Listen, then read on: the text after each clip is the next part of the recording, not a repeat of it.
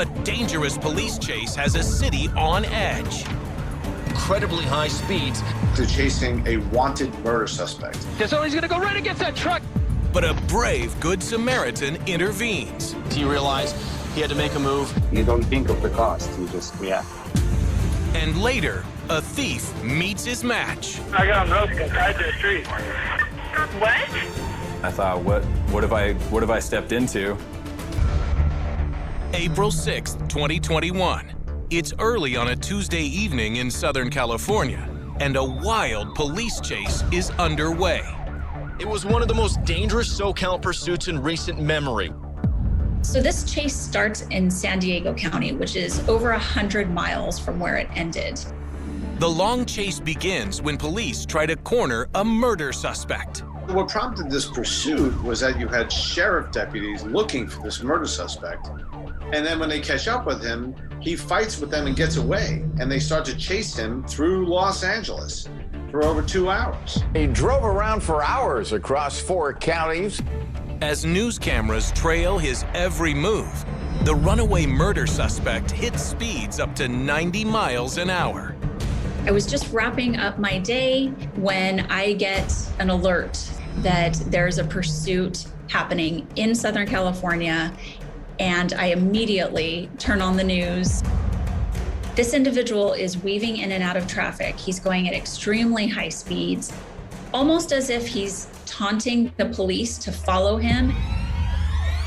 It's very unpredictable. It's very wild. It is not scripted, like watching a reality show unfold in front of you. A large truck often driving against oncoming traffic, narrowly missing vehicles as he drove at incredibly high speeds. The newscasters were describing him as somebody who's armed and dangerous, and somebody who had already potentially assaulted a police officer at the beginning of this chase. Is he under the influence of drugs or alcohol? Is he trying to have his 15 minutes of fame? Nobody is sure what frame of mind the driver is in, but he seems to be trying to get rid of something. The driver routinely threw material out the window.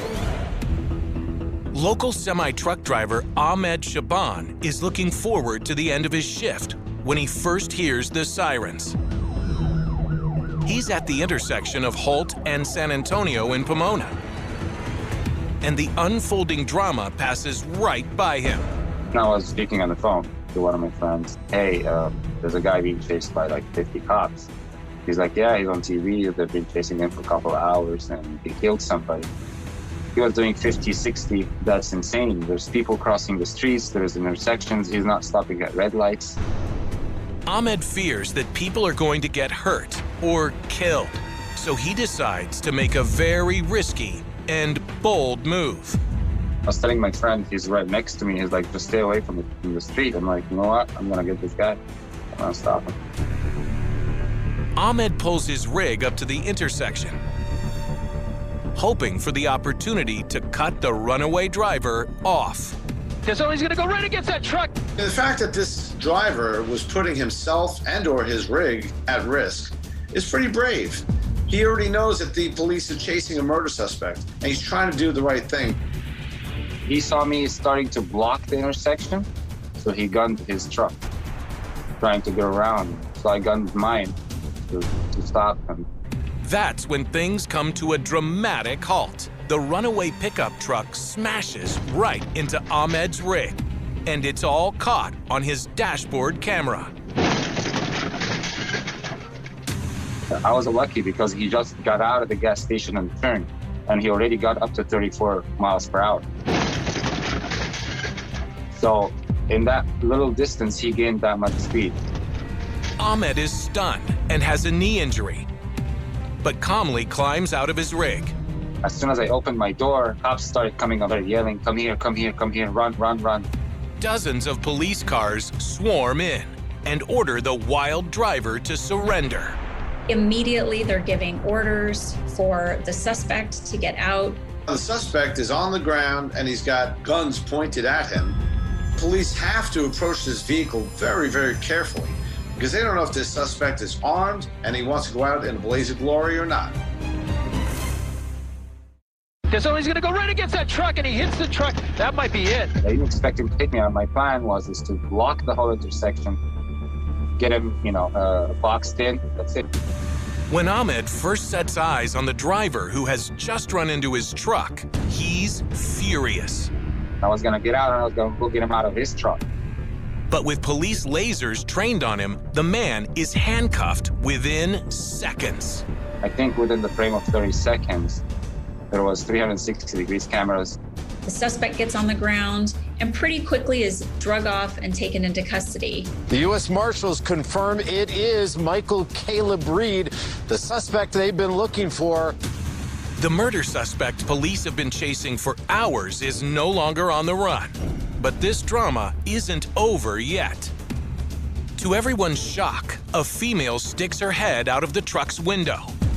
We had no indication that there was a passenger. They don't know who this woman is, but they want to take her out very carefully because they don't know if she is perhaps an accomplice. This person might also be somebody who's armed and dangerous, somebody who is in the car with a murder suspect. What is their relation? You just don't know. She might be a victim in all of this.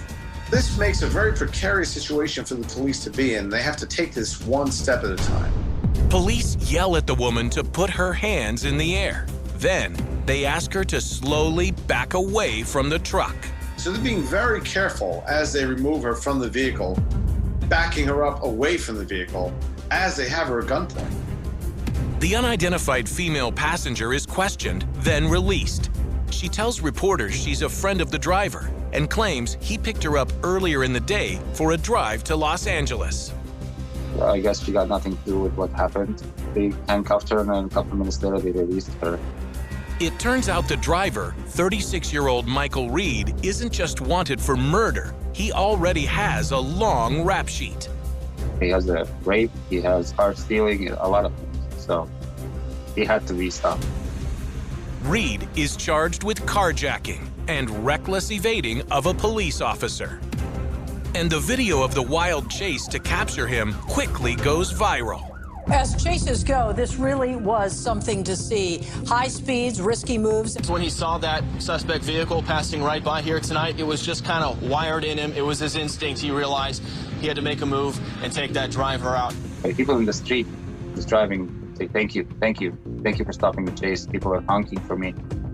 It was one hell of a moment. Ahmed becomes an instant international celebrity. His home country of Egypt is so proud of him, they bring him back for an honorary visit. The way they see it, Egyptian hero, he showed the world how great the Egyptian people are, how strong the Egyptian people are. They're just super happy about it. His sister keeps track of all the media coverage on her Facebook page. And people are so moved by Ahmed's bravery that within 2 months, they donate over $92,000 to a fund dedicated to getting him and his rig back to work. I'm very thankful for all the people that did this. It's like a dream. Everything just happened so fast, so quick, and all of a sudden I'm all over the place.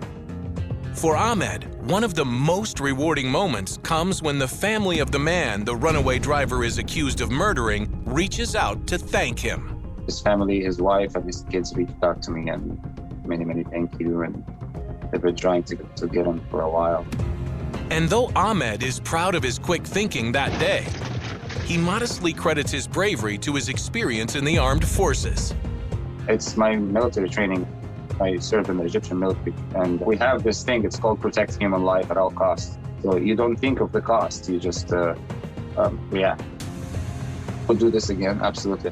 Without a doubt. I always help people. In Oregon, another man also drops everything to jump in and save the day. You'd probably have a hard time believing this story if we didn't have the pictures to prove it. Absolutely. We got a guy just stole a bike. I got him roped and tied to the street. What? June 10th, 2016, Eagle Point, Oregon. 28-year-old cattle rancher Robert Borba is new to town. Eagle Point is a little country town. There's a lot of mom and pop, smaller farms, good people. We were wanting to get into the cattle business, and one night I was looking on Craigslist, and there was a guy that had some cattle to sell. So I went and looked at him. Robert takes his trailer to pick up the cattle and brings along one of his horses. The horse I had, he was a Hancock Driftwood horse called Long John. On his way home, Robert makes a pit stop at a local store. And I went strictly for dog food and a tent for my kids. And I'm out of the store within 20 minutes.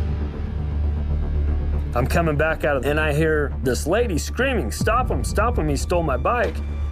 And when I look up, the man on the bicycle is coming towards me, and there's two other men kind of pursuing him afoot, but they're getting outran by this guy on the bike. Bike thefts are very common, both from the store itself as well as from the bike racks outside. Very rarely is something like that witnessed by the victim personally, but the victim happened to witness this, which garnered the attention of other shoppers. Robert instinctively jumps in to help.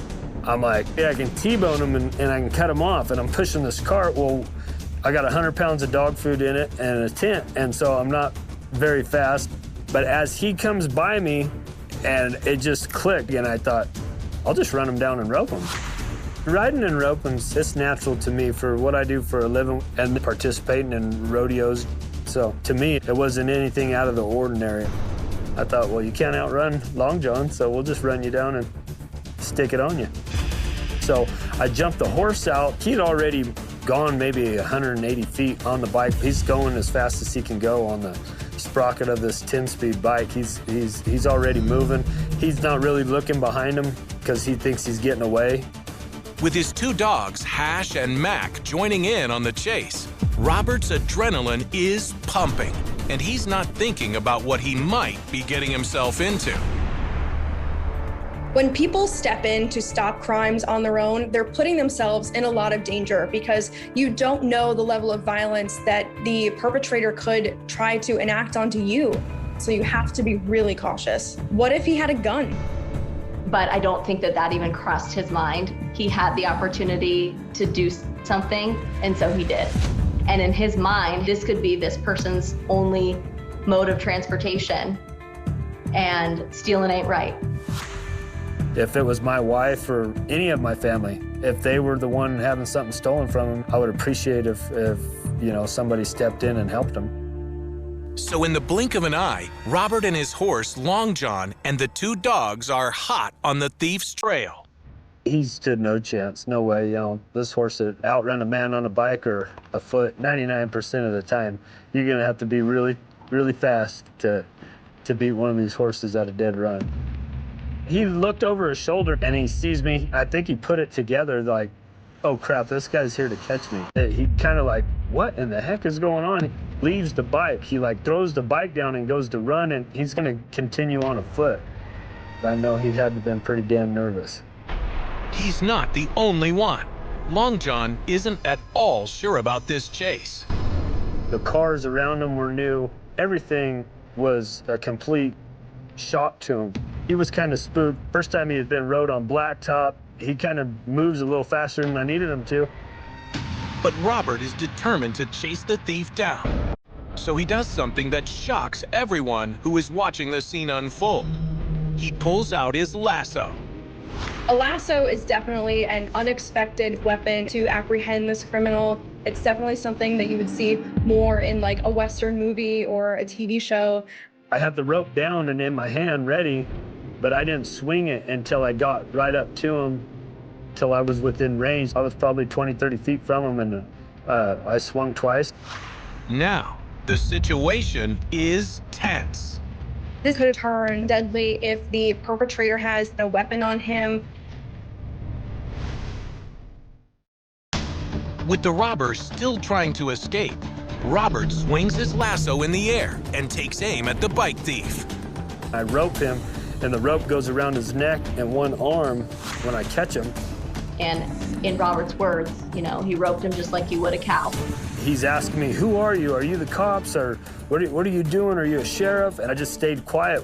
When he took this rope off, he let it fall around his feet. So I dallied again and I rode my horse off to knock him down. And that's when he fell to the ground, and I drug him off the blacktop, that way he didn't get ran over. And so when I drag him onto the concrete, he grabs a hold of the tree, and then I continue to hold him there until I got on the phone and I called 911. 911, what's the address of the emergency? We got a guy just stole a bike. I got him roped and tied to the tree. And where is the person that took the bike now? He's tied to a tree. I got him roped from a horse. What? I got him roped from a horse. I was just trying to put it into words to where she could understand it, and she still didn't understand it. There's this disconnect of like, how in the world did you take a rope and stop someone who was on a bike? It's not something you say every day, and so it takes a little while for your brain to comprehend that it actually happened. I sat there and I held him there until the Eagle Point PD showed up.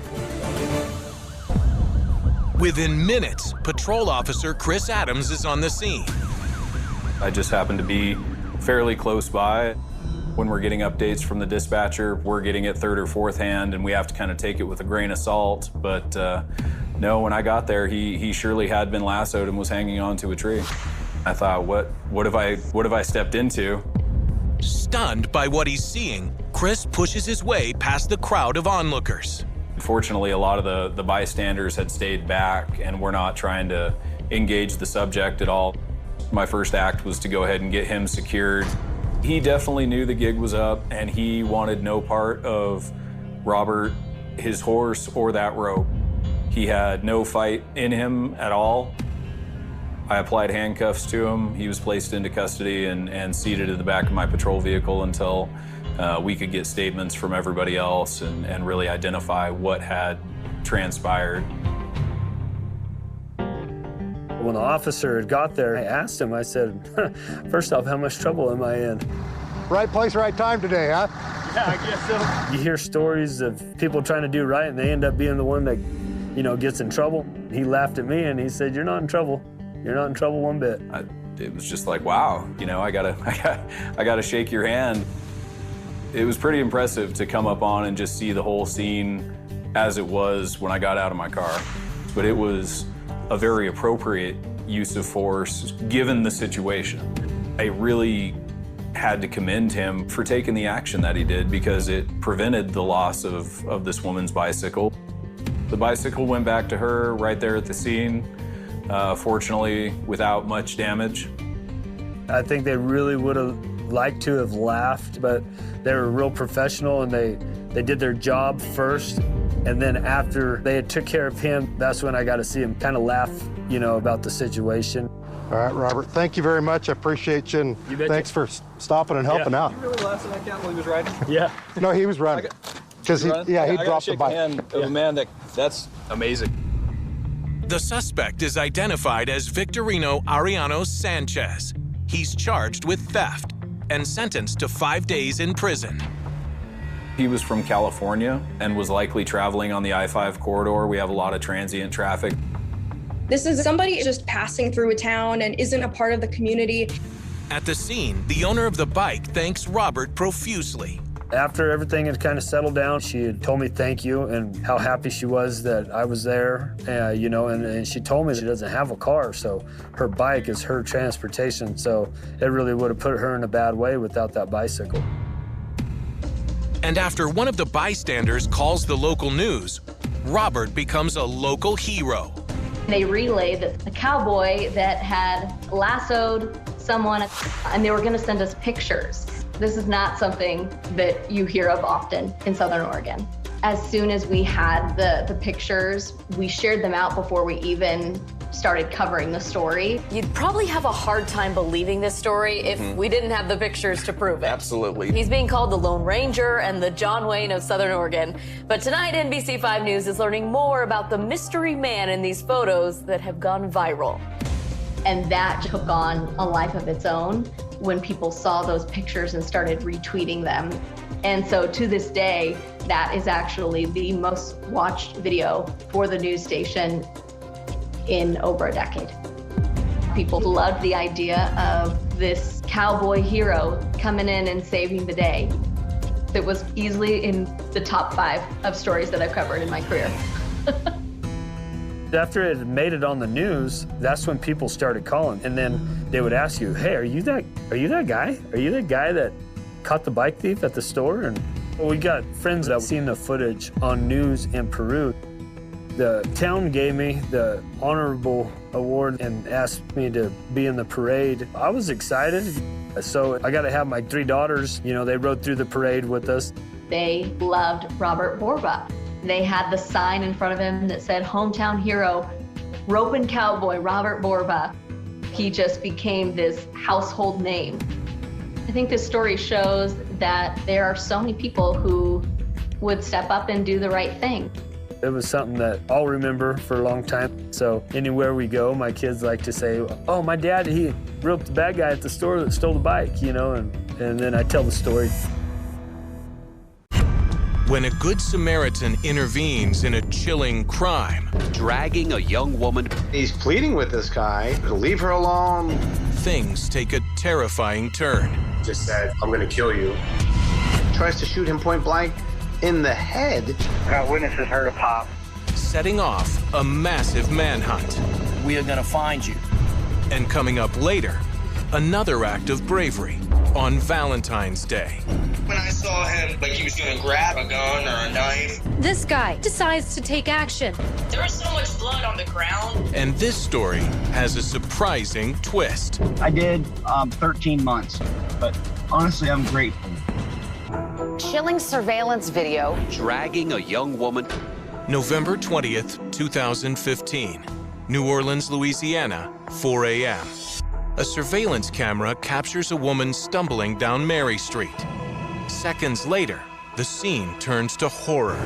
What you see is this guy dragging this woman down the block, potentially to be sexually assaulted and raped.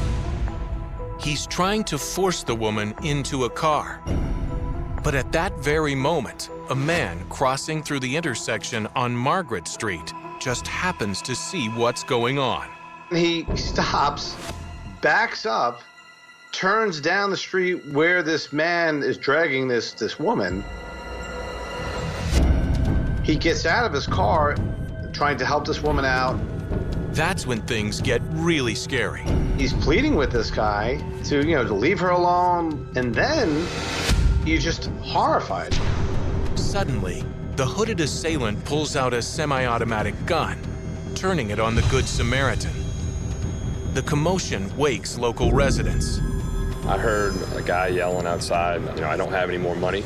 This whole scenario was fraught with danger. Then, things take a chilling turn. The guy shot him in the stomach. Shots have been fired, and the man who jumped in to help a complete stranger is on the ground. But the gunman isn't done with him. I saw him try to execute him. Now this guy tries to shoot him point blank in the head multiple times. It's difficult to watch, but incredibly, the gun jams repeatedly.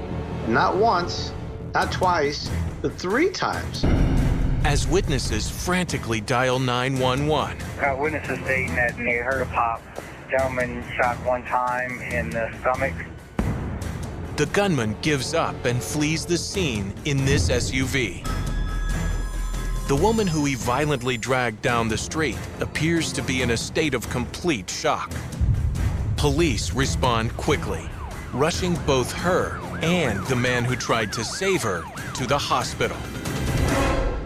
It turns out the man who's been shot is 25-year-old aspiring doctor Peter Gold, a 4th-year medical student at Tulane University, and he's instantly hailed as a hero. The medical student who took a bullet to save a stranger. He could have just kept driving. He could have just called the police and hoped for the best. But he chose to try to help someone who he doesn't even know. What's more, while the woman is treated for minor injuries and released, Peter is now battling for his life. The shocking thing to see when you have a friend who's so healthy, just like that, he's in a terrible state. He was rushed into surgery and we really weren't sure what was going to happen next. When Peter's loved ones see the shocking surveillance video of his vicious attack, they are furious. My heart was beating in my ears and in my eyes and just seeing red and just like, oh my God. Like this, just watching my friend get murdered right in front of me. The woman Peter tried to save is traumatized and asks for privacy as she recovers. The video of Peter risking his own life to try and save her instantly goes viral. Vicious shooting of a good Samaritan. Shot in the stomach. And everything about this brazen attack angers the city of New Orleans, setting off a massive manhunt. An intensive search this morning for the gunman. It is clear that this is a dangerous individual who doesn't value the lives of others. Someone knows who he is, someone knows where he is hiding. On November 21st, one day after Peter is shot, detectives find the SUV his attacker fled in and learn that it was driven by 21-year-old Uric Kane, who has a history of theft and firearms charges. He is no stranger to law enforcement. We know who you are, and you need to know that we are going to find you. But that same day, Kane violently attacks 2 other people in New Orleans. Kane used a handgun to carjack and then abduct a 41-year-old female and 54-year-old male. And this is where he raped both of them. During this sexual assault of this male and female couple, he tells them that his nickname is Murder, and then threatens them that if they go to the police, that he will kill them. How is this going to end? Why did this brave young student risk his own life to help? And will he survive? After a medical student is shot when he attempts to help a woman who is being violently dragged down the street in New Orleans, the city is on edge. And police launch a tireless effort to find the man responsible. You cannot hide, you cannot run, we are going to catch you. 3 days later, on November 23rd, 2015, they finally find Uric Kane, hiding out at his girlfriend's home. He's arrested without further incident and has given our detectives a full confession. The announcement comes on the heels of an emotional moment in Peter's hospital room. The doctors had told my parents that there was not a very high chance that I was going to survive. 2 days after surgery, I woke up and my friends and my family were all sitting around my bed in the ICU. We thought we had lost you. We thought you were dead, all of us. Peter's loved ones are incredibly relieved he has pulled through, and they are in awe of his actions. He's always been one to fight for what he believes in. It was an immense moment of courage. For Peter, it all began as a routine night after a late shift at the hospital. I was on the phone with my mom while I was driving home from work. Just a quick end of the day catch up. And I told her, hold on 1 second, something's not right. It was a fleeting moment of chance. What if Peter had been looking the other way as he drove through that intersection? But it only takes one glance to know that he has to do something. I saw a man dragging a girl down the middle of the road in a chokehold, and I couldn't drive away. You're the only person there. But from the moment Peter steps out of his car, the situation is frightening. I started yelling at him, telling him to get off this girl, leave her alone, what are you doing? He immediately dropped her and was turned from him attacking her to him attacking me. That's when Kane demands money. I didn't have any cash or anything to give him. I offered him my phone. I said, take this. And at that point, he just said, forget it. I'm going to kill you. And he shot me point blank in the stomach. Wounded and bleeding, Peter won't learn until later that Kane was pointing the gun right at his head, repeatedly trying to fire again. Realizing that part was pretty chilling. After he shot me, I fell to the ground. My back was actually to him. So the only thing I had in my head was to crawl over to my cell phone that had fallen on the ground to call my family. Peter also has no idea that his mom never hung up. She heard everything. This whole entire time she was on the phone. She heard the man robbing me. She heard the gunshot go off. It was very, very traumatizing. While he's recovering, Peter gets a letter from the woman he was trying to protect. She thanked me for saving her life. She thanked me for doing the right thing when nobody was looking. And on October 31st, 2016, Uric Kane is sentenced to 54 years behind bars for Peter's shooting and for kidnapping and raping a couple the next day. In a statement, Peter says the ordeal has left him in disbelief, saying he's lucky to be alive, and there is no reason for this terror. How could somebody act so violently? It's very easy to say, oh, that person's crazy, but we're also part of the problem. I had to get shot in the stomach to really put myself into someone else's shoes and realize that society has failed somebody like him. Vowing to do something about it, Peter, along with the friends who kept vigil at his bedside, start a foundation called Strong City, which partners with organizations that help at-risk youth. Our goal is working at the root of the problem, trying to give mentorship and guidance, opportunity to kids so that eventually they don't turn into 20-year-olds that want to act violently. It's about let's not wait until something terrible happens. It was really an awakening for Peter. It was a reset for him. He was going to use this experience to try to do something positive. Peter, who is now an orthopedic surgeon, still downplays what he did that night. I don't feel like a hero, no. I think of it as being in the wrong place at the right time, but I'm happy that I was able to be there at the exact time that he was dragging her down the street. And I'm just very lucky and very grateful to come out on the other side, unscathed and in some ways stronger than I was before. But to everyone else, there's no question that what Dr. Peter Gold did that night is definitely heroic. And he should have been probably killed on that night. I mean, that's pretty heroic to me.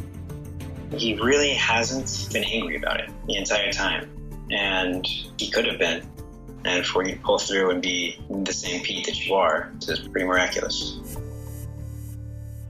Coming up, another crime caught on tape with a surprising outcome. There was a lot of blood. I was like, okay, the running's over. It's a shocking scene, a pharmacy robbery gone wrong. And it all happens on Valentine's Day, giving new meaning to defending the one you love. The one thing motivating a customer to take matters into his own hands. It's just after 12:30 p.m. in Bradenton, Florida, when a man walks into a pharmacy hiding under a hoodie with a rag over his face. He doesn't seem to care that a customer is already talking to the pharmacist behind the counter. He's standing there and starts to commit a robbery of the pharmacy. Then, the masked robber makes a brazen move, leaping right onto the counter, demanding drugs. This guy jumps up on the counter, starts making an furtive movement towards his waistband. But what this robber doesn't realize is that this other customer is the pharmacist's boyfriend, who happens to be a Florida State boxing champion.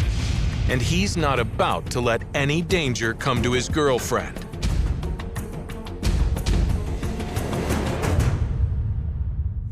It turns out that this customer is 25-year-old David West, and he's at the pharmacy visiting his girlfriend, Heather Moran. We live right down the road from her work, and it's Valentine's Day, so of course I was like, I'll bring her food.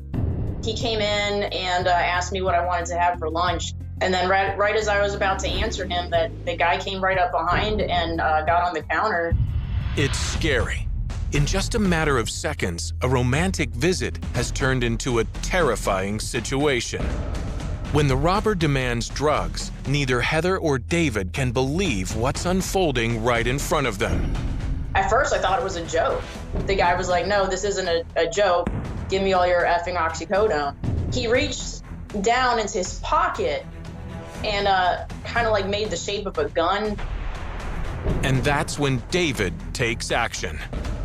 I don't think he saw me, but right when I saw him try to reach into his pants, like he was gonna grab a gun or a knife, I knew I had to react.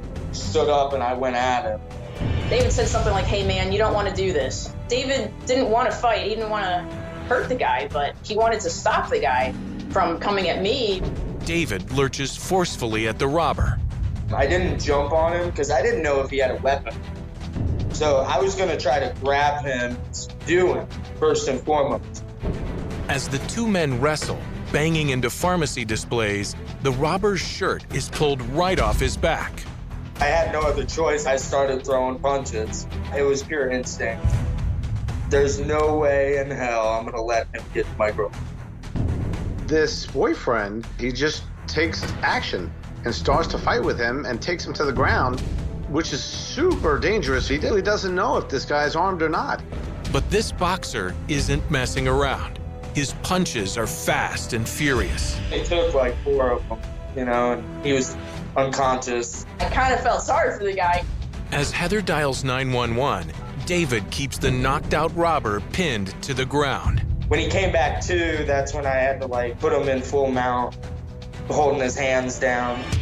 The would-be robber is dazed, and both he and the pharmacy are a mess, as if a full-fledged, hardcore boxing fight has just gone down. There was so much blood on the ground. We later found out that he had a ruptured eardrum, broken nose, broken facial bones. But that's when the unexpected happens. He's like, oh, crap. I might never see my daughter again. A professional prize fighter with 2 state titles just happened to be in the store at the time. When a young man jumps into action to protect his girlfriend at the Florida pharmacy where she works, he's instantly hailed as a hero. This guy, David West, decides to take action. For Heather, David's girlfriend, his actions are touching but not surprising. David's my hero. Very, very brave. So proud of him. I didn't have any doubt that David was gonna protect me. He's fearless. David's fearless, and he has the best heart. This boxer may pack one powerful punch, but his heart takes over when the robber comes to. What he says is unbelievable. This guy just tried to rob a store, and this man's crying to me, like begging for me to let him go. He's like, oh, crap. I might never see my daughter again. Oh, I felt bad. You know, I felt extremely bad. Still, David knows he can't just let the robber go. So before police arrive and arrest him, he offers some advice. I told him this is gonna change his life. I said, this is your turning point. Looked right at the guy and I said, you know what? I feel like he just needs help. Over the next 4 years, David often wonders if his unsolicited advice sank in. As it turns out, it meant more than he ever imagined. The state of life that I'm in today is due to the time I spent in jail, and then I would have died. The irrational lifestyle I was living at that time, I know I would have died. Believe it or not, this is the same man who jumped onto the counter in that hoodie and is seen in this mugshot. Rob, who asked us to use only his first name to protect his family, was charged with attempted robbery. I did 13 months in incarceration, but honestly, I'm grateful. The day he walked into that pharmacy, Rob says he was in a dangerous downward spiral of addiction. I was 26, almost 27 years old. I'd never had a speeding ticket. I'd never been in trouble. I had no criminal record. I was an air conditioning technician. I wasn't a bad guy, but I'd say about 6 months before the incident happened, my dad was ran over by a car. I just fell into a reckless streak, and all of a sudden, I don't know, I woke up one day and I was an addict. And on February 14th, 2016, after his fiancée left him, taking their newborn with her, things hit rock bottom. This was a Sunday, and Friday I had gotten fired from my job. So no money, nobody wanted me around. In a 6-month period, I went from having my bills paid, a nice house, 2 nice vehicles, and 401k. So I wake up that morning, it's Valentine's Day, it's my dad's birthday. I'm living in my car. It's all, a chain reaction. When he walked into the pharmacy, Rob says he didn't really have a plan, and he didn't actually have a weapon. He was just faking it in a desperate attempt to get some drugs he could use and sell. I owed my drug dealer $1,500. I figured if I went and did that, I could have enough to go give him what I owed him and go crawl in a hole somewhere. The fight with David left Rob with a 6-inch scar on his forehead and a ruptured eardrum. But he says even if he was out of it, he was never actually knocked unconscious. He did beat me up, but I didn't get knocked out. All right, I had enough pain medicine and enough opiates in me that you couldn't knock me out. Now, Rob is married to the same woman who left him right before the pharmacy incident, and they have 2 young children. He also owns his own business. His message to David? Sorry I tried to rob your girlfriend on Valentine's Day. I mean, thanks for splitting my head open and rupturing my eardrum, you know what I mean? But honestly, I'm grateful. I mean, I really am. It's one of the best things that ever happened to me. I'm happy, you know. He's doing good, you know, and I'm really glad. And I would say I told you so, because the last time I saw him, he was begging for me to let him go and that it was going to be the end of his life. And I was telling him, no, it's not. It's going to be a turning point in your life. Rob credits David, a rigorous prison reform program, and his faith for making that turning point a reality. It's been a hard road replaying that day. There's so many things that I have today that I couldn't imagine back then that I'm just blessed with by God. And for very different reasons, Valentine's Day 2016 is one the women in both Rob and David's lives will never forget. It was embarrassing for her. It was rough for her. I mean, she stood by me, and it was hard for her. Anything I do from here on out on any Valentine's Day, it doesn't matter. It's always going to be a better Valentine's Day. I'm the luckiest woman in the world. I've even told David, I said, you don't have to ever get me anything for Valentine's Day ever again. He pretty much earned the get out of Valentine's Day free card. There are places where silence feels natural. A mountain trail before sunrise. A narrow road winding through the forests of northern Italy. A deep ravine where only the wind, the trees, and the occasional cry of a distant bird interrupt the stillness. In August 2005, one such place became the final destination of a crime so disturbing that, more than 2 decades later, it continues to occupy a unique place in the history of Italian criminal investigations. It was not because the police failed to identify a suspect. It was not because the courts failed to reach a verdict. In fact, the Italian justice system would eventually convict a man and sentence him to spend the rest of his life behind bars. Yet despite the conviction, despite years of investigation, despite multiple appeals, one question has never received a definitive answer. Why? Why would an elderly couple disappear without warning? Why would their bodies be dismembered with such methodical precision? Why would the remains be divided into numerous garbage bags and scattered in remote mountain terrain? And perhaps most unsettling of all, why would the person ultimately convicted of committing the crime be someone who had lived under the same roof as the victims? This is the story of Aldo Donegani and Luisa De Leo, a retired couple whose quiet life ended in one of Italy's most haunting family murder cases, and whose deaths continue to remind investigators that solving a crime and understanding it are not always the same thing. The case did not begin with blood. It did not begin with violence witnessed in public or an emergency call reporting screams in the middle of the night. It began instead with absence, a door that remained closed, a bell that went unanswered, a home that appeared untouched, yet strangely abandoned. At first glance, nothing seemed dramatically out of place. The family car was still there. Personal belongings had not been packed. Everyday household items remained exactly where they should have been. Food sat inside the kitchen, waiting to be eaten. Identification documents had not been taken. These ordinary details would soon become extraordinary because they contradicted one simple possibility. The couple had not left voluntarily. Every object inside the house silently suggested that whatever had happened to Aldo Donegani and Luisa De Leo had happened unexpectedly. As investigators gradually pieced together the timeline, another unsettling realization emerged. The last confirmed sightings of the couple were remarkably ordinary. They had attended church. They had gone shopping. They had spoken with acquaintances. They had mentioned expecting visitors. There was nothing dramatic in their final known day, no public argument, no indication of fear, no visible sign that they believed they were in danger. Like countless weekends before it, the last weekend of July 2005 appeared to end peacefully. That appearance would prove devastatingly deceptive.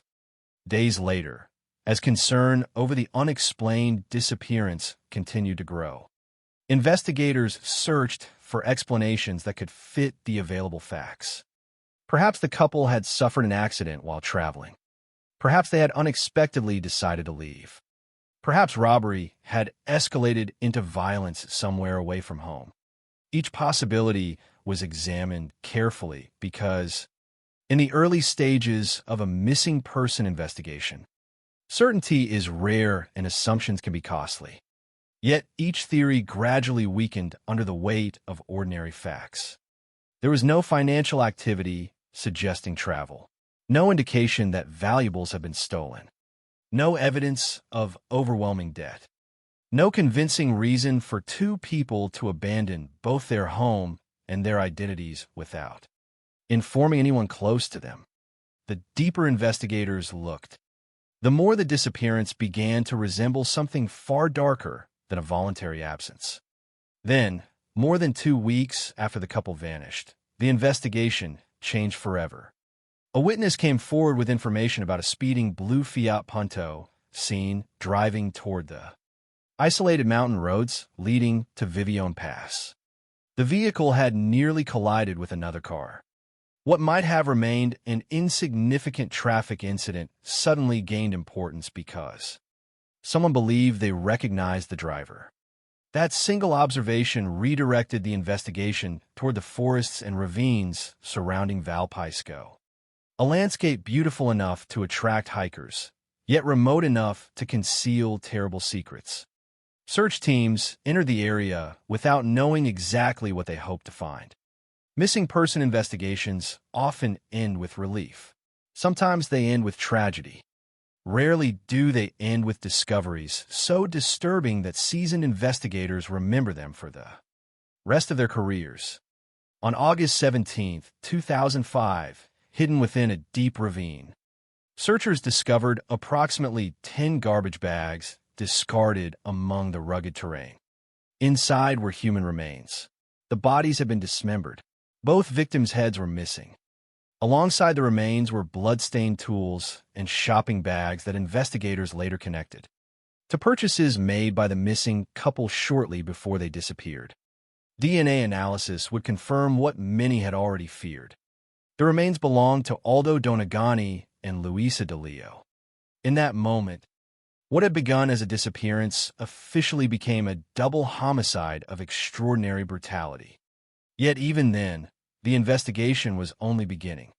The discovery of the bodies answered one question while creating many others. The manner in which the remains had been treated suggested planning after death. The effort required to transport multiple bags into mountainous terrain suggested familiarity with the area, or, at the very least, determination. The absence of both heads complicated forensic examination, making it significantly more difficult to establish the precise cause of death. Every new fact seemed to reveal another layer of uncertainty rather than clarity. Investigators returned to the victim's home with renewed urgency. What they found there would fundamentally reshape the direction of the case. Using luminol, forensic specialists identified extensive traces of blood that had been cleaned from the garage. Blood spatter reached nearly a meter up the walls. Evidence indicated that large quantities of bleach had been used in an apparent attempt to erase what had occurred. Family members later recalled noticing a strong odor of bleach almost immediately after the disappearance had been reported. Experts concluded that the garage was the most likely location where both the killings and the subsequent dismemberment had taken place. Suddenly, the crime scene was no longer hidden somewhere in the mountains. It had likely existed all along beneath the same roof where the victims had lived. As investigators reconstructed the evidence, Attention increasingly focused on one individual whose connection to the victims could not be ignored. Guglielmo Gatti was 41 years old. He was the couple's nephew. He lived upstairs in the same villa. He was unemployed, had previously studied engineering without completing his education, and according to neighbors, led a quiet, isolated life with little interaction outside the home. From the beginning, investigators questioned him repeatedly because of his proximity to the victims.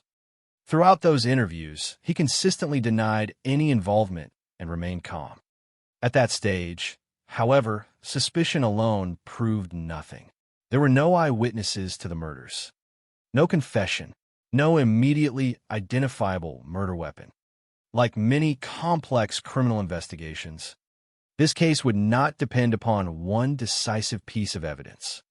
Instead, prosecutors would eventually assemble a chain of circumstantial evidence, arguing that each separate fact, while perhaps insufficient on its own, formed a coherent picture when viewed together. Witness testimony placing Gatti near the location where the bodies were discarded, a hotel stay near the area, blood evidence, shopping receipts, forensic findings inside the garage, blood discovered on his vehicle and one of his shoes, evidence that the vehicle had been washed shortly after the suspected murders. Piece by piece, investigators built the case that would ultimately persuade the courts beyond a reasonable doubt. Yet the legal conclusion never erased the deeper mystery that has continued to fascinate criminologists, journalists, and the Italian public. Motive. Unlike many notorious family murders driven by inheritance disputes, documented financial conflicts, or prolonged domestic violence, this case never produced a definitive explanation for why Aldo Donegani and Luisa De Leo were killed. The court considered the possibility that resentment or envy may have accumulated over time, directed toward the couple's active life, while Guglielmo Gatti remained increasingly isolated. But this remained only a hypothesis. No direct evidence established that such feelings motivated the crime. No confession ever filled the gaps left by the investigation. Even after his conviction, Gatti maintained his innocence. He continued to deny responsibility throughout the years that followed. And although his conviction survived every level of appeal, the unanswered question persisted. Justice determined who was legally responsible. It cannot fully explain what had happened inside that house or why events unfolded with such extraordinary violence. Perhaps that is why this case continues to endure in public memory. Many famous criminal investigations are remembered because the killer escaped capture or because the mystery remained entirely unsolved. This story is different. Here, the courts reached a final judgment. The legal process concluded. Yet the emotional center of the case remains unresolved. Somewhere between the ordinary routines of an elderly couple, the silence of a family home, the hidden traces of bleach inside a garage, and the garbage bags abandoned in a mountain ravine lies a truth that no verdict has ever completely uncovered.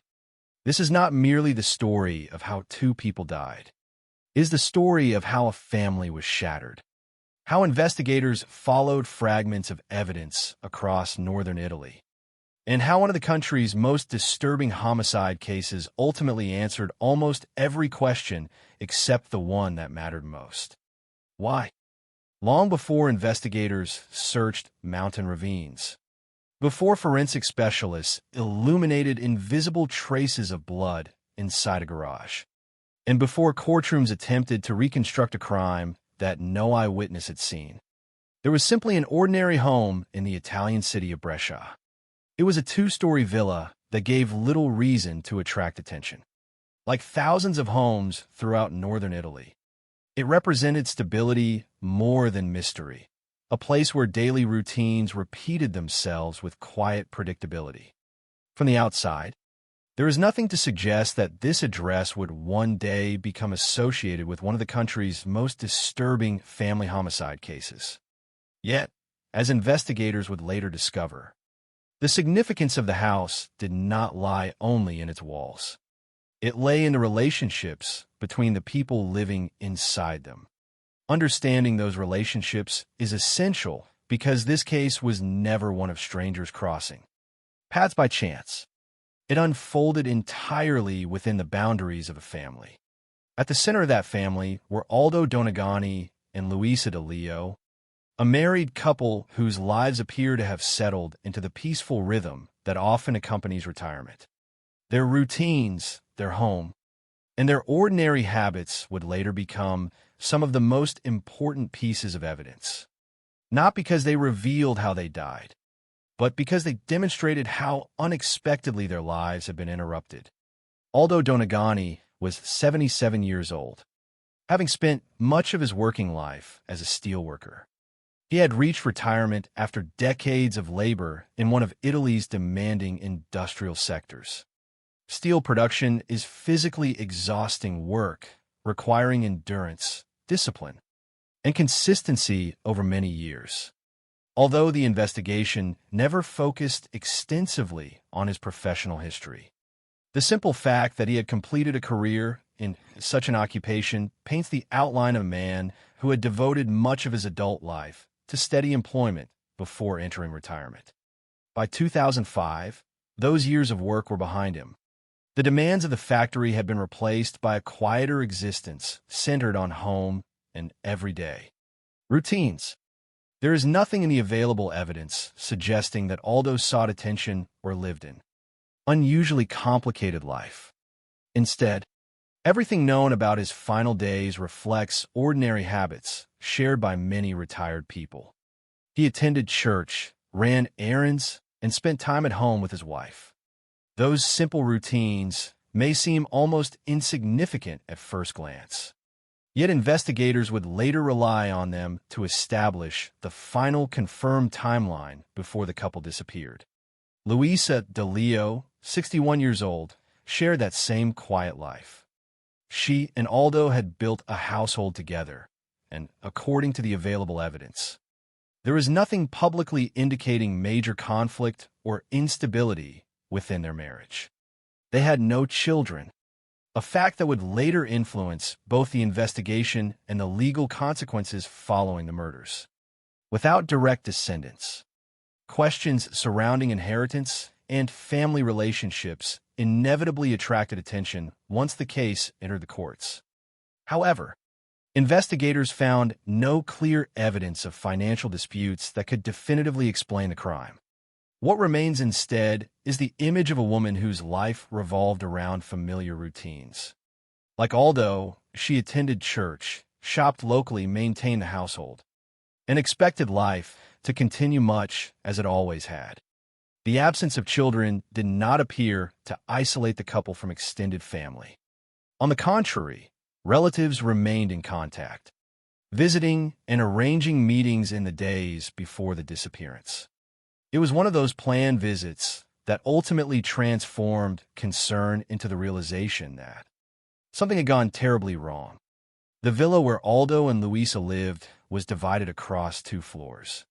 The arrangement itself was not unusual. What made it significant was who occupied the upper level. Living upstairs was Guglielmo Gatti, the couple's 41-year-old nephew. Unlike Aldo and Luisa, whose lives had settled into retirement, Gatti's circumstances were markedly different. He was unemployed. He had once studied engineering, but had not completed his education. The available evidence offers few additional details about his personal life, and it is important not to fill those gaps with assumptions. True crime history contains many examples where speculation about a suspect's personality eventually overshadowed verified facts. In this case, the documented information remains limited but important. Neighbors consistently described Gatti as reserved. He rarely socialized. He lived a largely isolated existence, interacting little with the surrounding community. These observations were later repeated during the investigation because they helped explain why relatively few people could offer detailed information about his everyday activities. However, being quiet or socially withdrawn is not evidence of criminal behavior. During the investigation, those descriptions served only as background rather than proof of guilt. The relationship between Gaddy and the couple would later become the defining feature of the case. They were not distant relatives, separated by geography, or in frequent contact. They lived under the same roof, although in separate living spaces. That physical proximity meant investigators quickly focused on him once the disappearance was reported, not because they initially possessed incriminating evidence, but because he occupied the closest possible position to the victims during their final known days. Living upstairs also meant he shared access to the property that would later become central to the forensic investigation. At the time, however, none of that was yet apparent. To those outside the family, the living arrangement may have seemed practical rather than unusual. Extended families sharing a property are not uncommon, particularly when generations or relatives occupied different floors while maintaining independent households. Before the disappearance, there was nothing publicly known to suggest that the arrangement concealed extraordinary tension or imminent violence. One of the most striking aspects of this case is precisely how ordinary everything appeared before. It changed. There were no public reports of dramatic family disputes. Investigators uncovered no evidence that the couple lived under immediate threat. They did not appear burdened by severe financial hardship. There was no indication that Aldo and Luisa had suddenly altered their routines because they feared someone. Their final confirmed activities illustrate this normality with remarkable clarity. On July 30th, 2005, they attended church. Afterwards, they went shopping. During those everyday activities, they encountered acquaintances and mentioned expecting visitors. That seemingly minor detail would later become important because it demonstrated they anticipated remaining at home. People planning to disappear voluntarily rarely speak casually about receiving guests in the immediate future. Likewise, they generally do not leave behind their identification documents, personal belongings, vehicles, and everyday necessities. Although investigators did not yet know precisely what had happened after July 30th, these ordinary moments became anchors within an otherwise uncertain timeline. The shopping itself would later acquire unexpected significance. At the time, it represented nothing more than routine household errands. Yet after the bodies were discovered, investigators found shopping bags matching those purchases among the evidence recovered from the mountain ravine. An activity as mundane as buying groceries would ultimately become another link connecting the victims' final hours to the disposal of their remains. Such details reveal how criminal investigations often depend not upon dramatic clues, but upon the reconstruction of ordinary life. Every receipt, every familiar habit, every casual conversation can become meaningful once viewed through the lens of hindsight. The atmosphere surrounding the Donegani home before the disappearance is difficult to appreciate without considering how completely ordinary it appeared.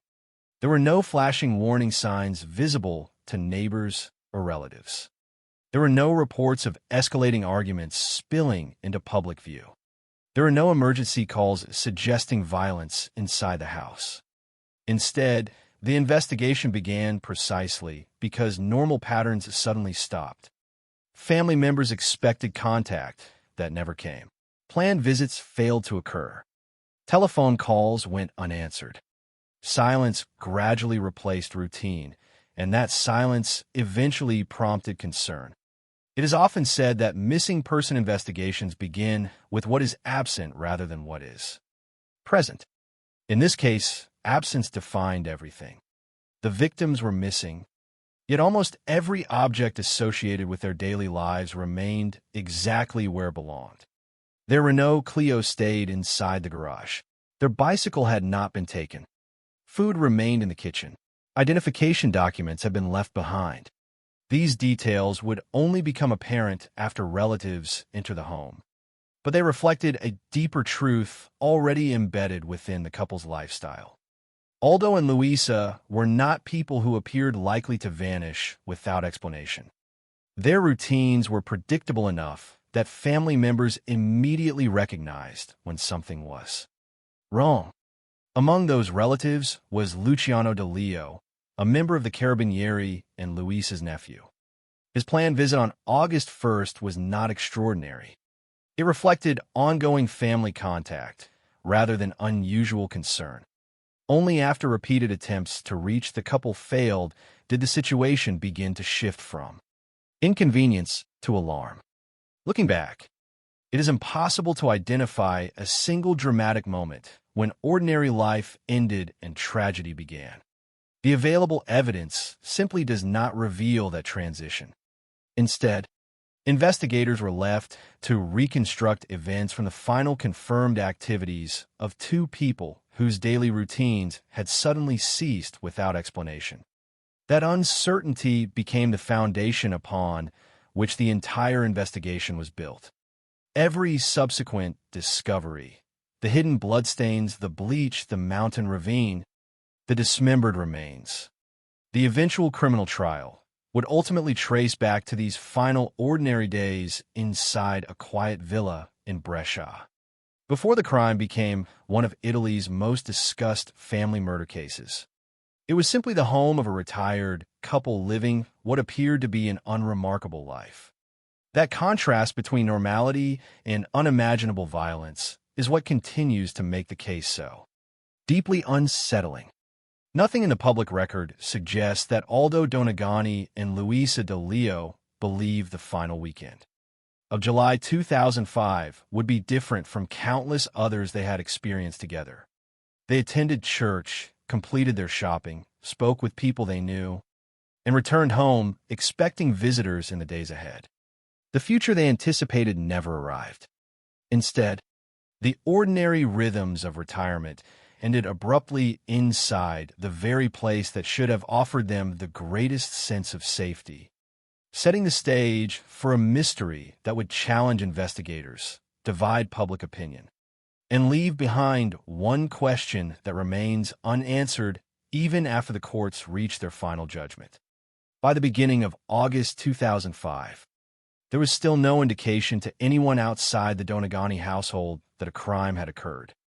Brescia continued with its ordinary rhythm. Shops opened as usual. Church bells marked the passing of another weekend. Families prepared for the month ahead. Somewhere within that ordinary routine, however, Aldo Donegani and Luisa De Leo had already disappeared. No emergency services had been called. No neighbors reported hearing violence. No one could point investigators toward a precise hour when events took a catastrophic turn. The transition from normal life to an unexplained disappearance happened almost invisibly, leaving behind only fragments of routine from which investigators would later reconstruct the final known movements of the couple. Those fragments became the foundation of the case because, in the absence of eyewitnesses or direct evidence during the earliest days, every confirmed activity mattered. Every ordinary moment became a fixed point in a timeline that would later be examined repeatedly by detectives, prosecutors, defense attorneys, and judges. The last confirmed day of Aldo Donegani and Luisa De Leo's normal life was Saturday, July 30th, 2005. Nothing about that day appeared unusual. Like many weekends before it, the couple attended church. It was an ordinary act, consistent with their established routine, and one that placed them in the company of people who later became some of the final witnesses to see them alive. Church attendance often creates reliable reference points during criminal investigations because it brings together members of a community who can independently confirm a person's presence at a particular place and time. In this case, it helped establish that, at least during part of July 30th, Aldo and Luisa were alive, carrying out familiar routines without any visible sign of distress. After leaving church, the couple continued with another ordinary activity. They went shopping. Again, Nothing distinguished this trip from countless others they had likely made throughout their years together. Purchasing groceries or household necessities rarely becomes significant until investigators attempt to reconstruct a victim's final known hours. Receipts, shopping bags, and remember conversations often become unexpectedly valuable because they anchor events within a timeline that otherwise contains very few certainties. For Aldo and Louisa, that shopping trip would later assume enormous importance. Not because of what they bought, but because evidence connected to those purchases would eventually reappear under horrifying circumstances. During the course of their errands, the couple encountered acquaintances. These conversations were brief, casual, and entirely unremarkable at the time. Yet, after the disappearance, investigators returned to them repeatedly because they contained one detail that contradicted the possibility of voluntary disappearance. Aldo and Louisa reportedly mentioned that they were expecting visitors. It was a simple statement, one that probably attracted no special attention when it was first spoken. People routinely tell friends or neighbors about plans for the coming days. Only later did its significance become clear. Individuals preparing to abandon their home permanently rarely make casual plans involving future guests. The remarks suggested continuity rather than departure. It reflected the expectation that life would proceed normally after the weekend. There was no indication they anticipated leaving Brescia, disappearing without explanation, or severing contact with their relatives. Instead, every confirmed detail pointed toward a couple making ordinary plans for an ordinary future. After those sightings on July 30th, the reliable timeline begins to fade. The available evidence does not establish exactly what happened next.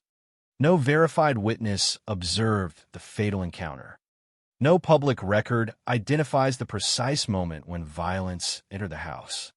Investigators would later conclude that the murders most likely occurred after the couple's final confirmed public appearances. But establishing the exact sequence proved difficult.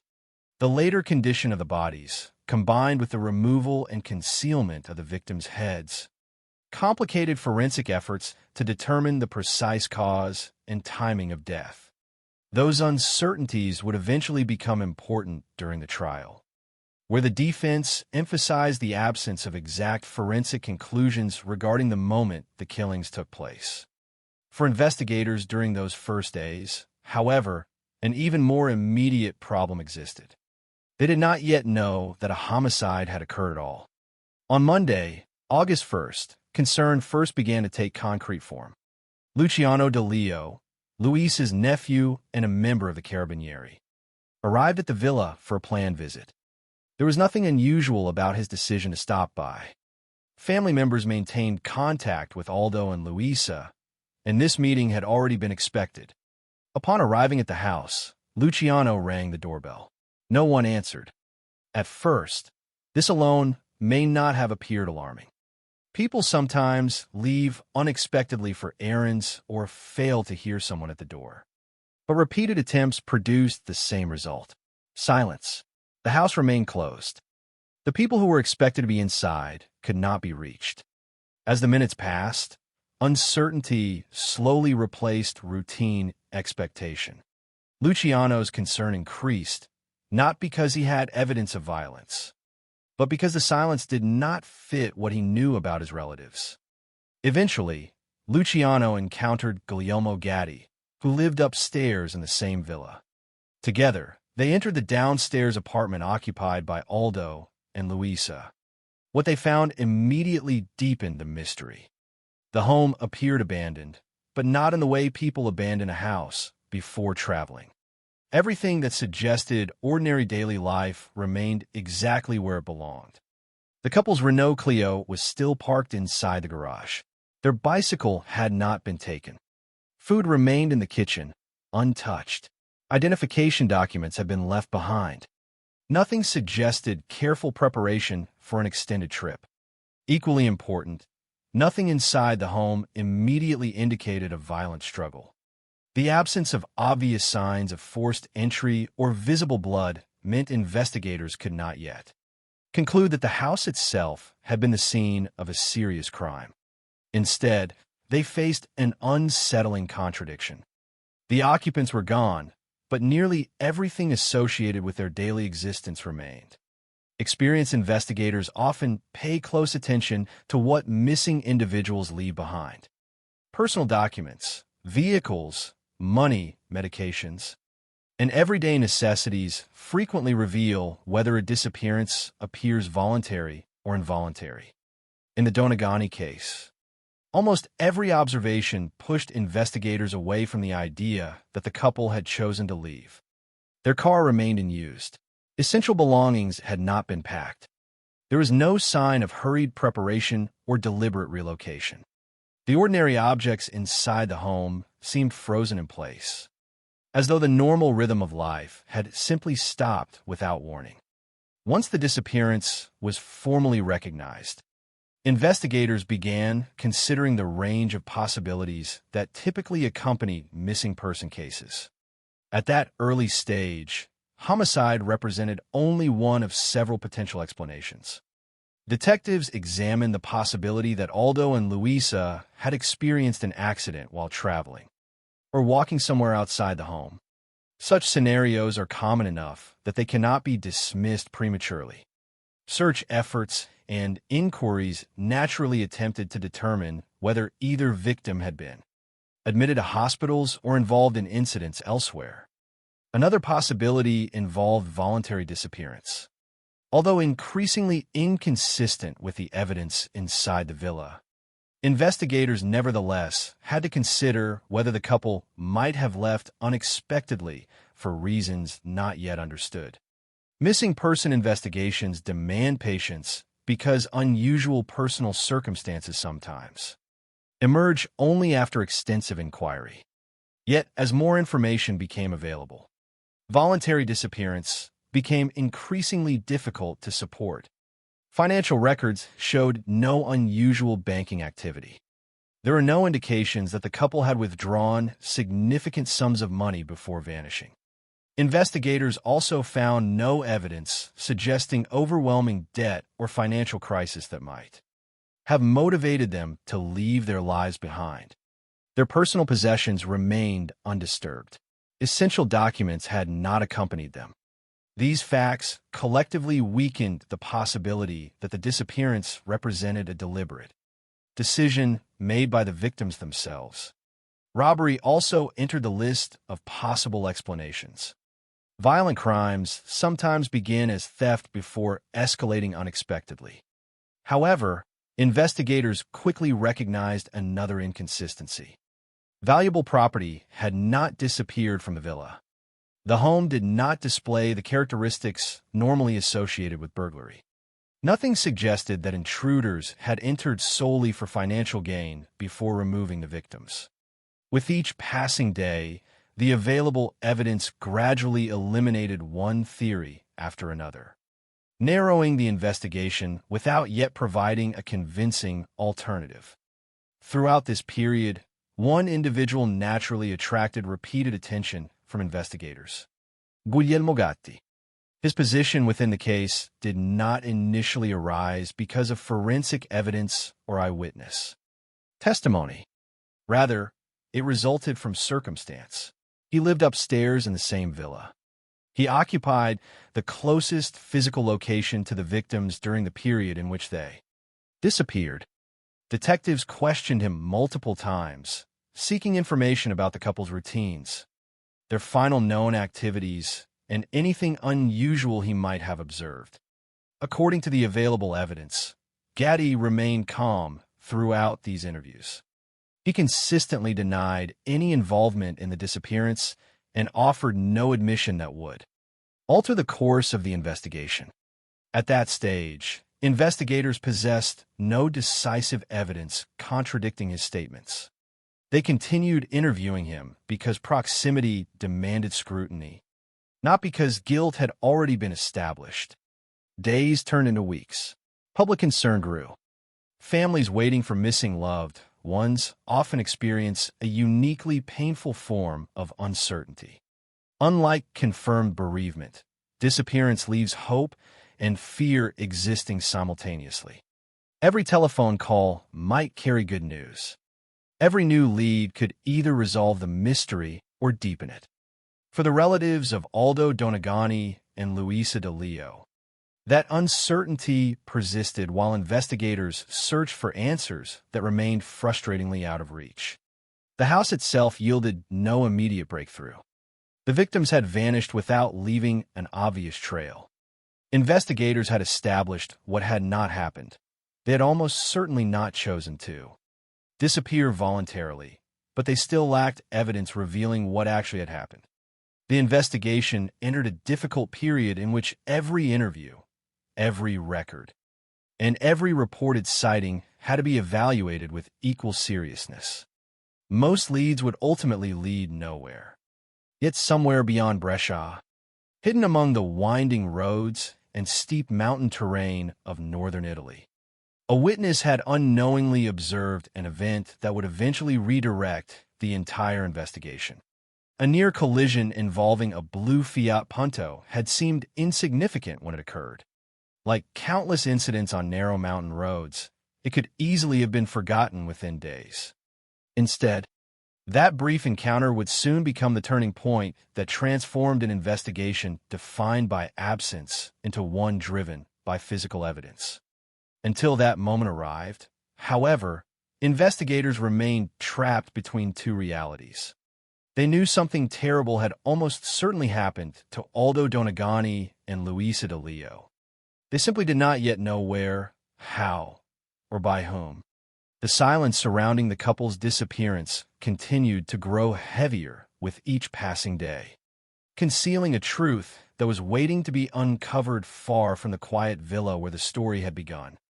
For investigators, the most frustrating stage of any major criminal investigation is often the period between suspicion and proof.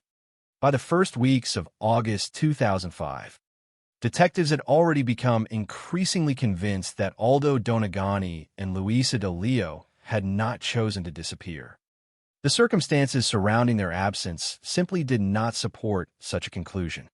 Their home remained intact. Their personal belongings had been left behind. Their bank accounts showed no unusual activity. Their vehicle had never left the garage. Every ordinary detail inside the villa contradicted the idea of a planned departure. Yet suspicion alone could not transform a missing person investigation into a homicide inquiry. Detectives still lacked the one element that every investigation desperately needs in its earliest stages: physical evidence capable of revealing what had actually happened. Without that evidence, the case remained suspended in uncertainty. Interviews continued. Records were examined. Possible scenarios were explored and gradually discarded. The investigation moved forward one careful step at a time, but without a decisive breakthrough. Then, in the middle of August, that breakthrough arrived from an entirely unexpected direction. It did not emerge from sophisticated forensic analysis or an anonymous confession. Instead, it came from a memory of an ordinary citizen who had experienced what initially seemed like nothing more than a dangerous moment on a mountain road. A father contacted investigators to report an incident that had occurred on August 1st, while driving with his son along the road leading toward Vivione Pass. Their vehicle had nearly collided with a blue Fiat Punto traveling at high speed. On its own, the account might have appeared insignificant. Mountain roads are narrow and winding. Drivers occasionally misjudge corners or travel too quickly through isolated stretches of road. Near collisions happen. Most are forgotten soon afterward. This incident became different because of one crucial detail. The man's son believed he recognized the driver. According to his recollection, the person behind the wheel was Guglielmo Gatti.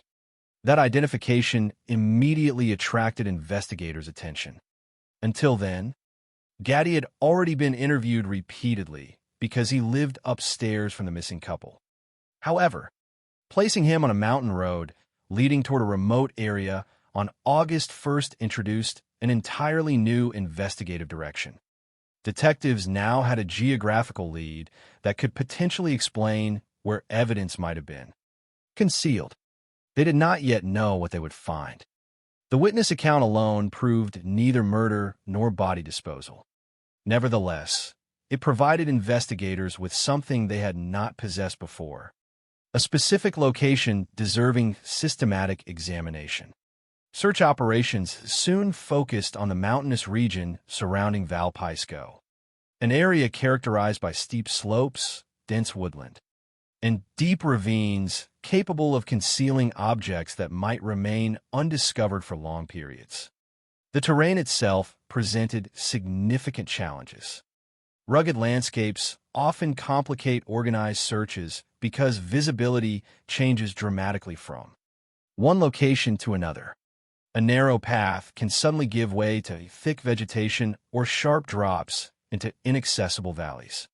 Every section of ground must be examined carefully, and investigators can never be certain whether they are only meters away from crucial evidence hidden beneath foliage or rocks. Days of searching passed before the investigation reached the discovery that would permanently redefine the case.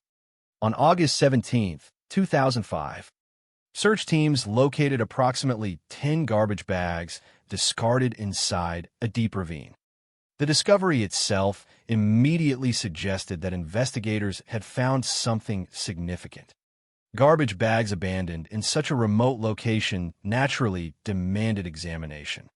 As officers began opening them, the scale of the crime gradually became apparent. Inside were dismembered human remains. DNA analysis would later confirm that the remains belonged to Aldo Donegani and Luisa De Leo. The discovery ended any lingering uncertainty about whether the couple had disappeared voluntarily. They had been murdered.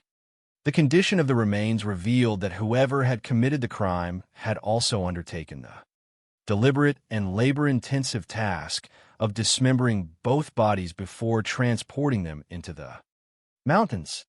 The remains had been divided among numerous bags rather than left together, suggesting a calculated effort to facilitate transportation and concealment. Equally disturbing was another discovery. Both victims' heads were missing. Their absence immediately complicated the forensic investigation. Without them, pathologists faced greater difficulty determining the precise cause of death. Critical injuries that might otherwise have revealed how the victims were killed could no longer be examined. Whether this concealment had been intended specifically to hinder forensic analysis could not be conclusively established, but its practical effect was undeniable. Investigators now faced additional uncertainty precisely where they most needed clarity. Alongside the remains, search teams recovered additional evidence. Among the contents of the bags were blood-stained tools. Investigators also identified shopping bags matching purchases the couple had made shortly before their disappearance. These apparently ordinary items unexpectedly linked the victims' final confirmed public activities to the location where their bodies had ultimately been abandoned. What had seemed like routine shopping on July 30th had now become another factual connection within the growing body of evidence. Although the discovery in Valparaiso answered one essential question by confirming homicide, it simultaneously transformed every earlier observation inside the Brezov villa. Investigators immediately returned to the property with renewed purpose. During the initial missing person inquiry, the house had appeared strangely undisturbed. Now detectives approached it not simply as a residence, but as a possible primary crime scene. Advances in forensic examination often reveal evidence invisible during ordinary visual inspection. Investigators therefore employed luminol, a chemical reagent capable of detecting traces of blood that have been cleaned from surfaces. The results fundamentally changed the investigation. Areas that had previously appeared clean revealed extensive blood evidence. Investigators identified large quantities of blood that had been washed away. blood spatter extended nearly 1 meter up the garage walls. The patterns indicated that significant bloodshed had occurred inside that space before cleaning. Efforts attempted to erase it. Additional evidence suggested extensive use of bleach throughout the garage.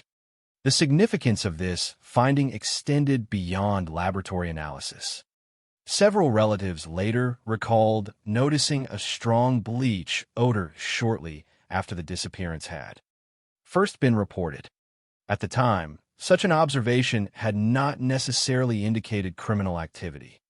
People regularly use cleaning products for ordinary household purposes. Viewed in isolation, the smell meant little. Viewed alongside luminol, findings revealing clean blood, however, the recollection assumed entirely different importance.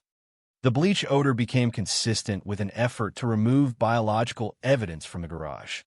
After evaluating the available forensic findings, experts concluded that the garage was most likely the location where both the killings and the subsequent dismemberment had taken place.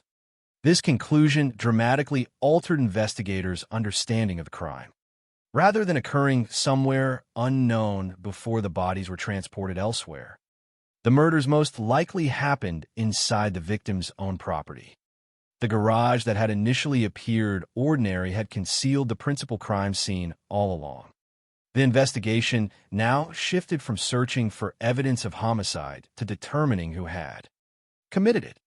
Attention increasingly centered upon Guglielmo Gatti, not because of any single overwhelming piece of proof, but because investigators gradually assembled a chain of circumstantial evidence linking him to multiple critical aspects of the case. One of the most important elements remained the witness who had identified him driving the blue Fiat Punto toward Vivione Pass on August 1st. While eyewitness testimony regarding vehicle identification is never treated as absolute certainty by itself, it nevertheless placed Gatti near the route leading toward the eventual disposal site during the relevant time period. Detectives then uncovered additional information strengthening that connection. A hotel near the area confirmed that Gatti had stayed there overnight. This did not by itself establish guilt. Many innocent travelers stay in hotels every day. However, within the broader context of the investigation, it added another factual circumstance, placing him close to the remote mountain region where the bodies had later been discovered. Investigators also recovered one of the victim's shopping receipts inside Gatti's living quarters. Again, viewed independently, this evidence could potentially have innocent explanations given the shared family property.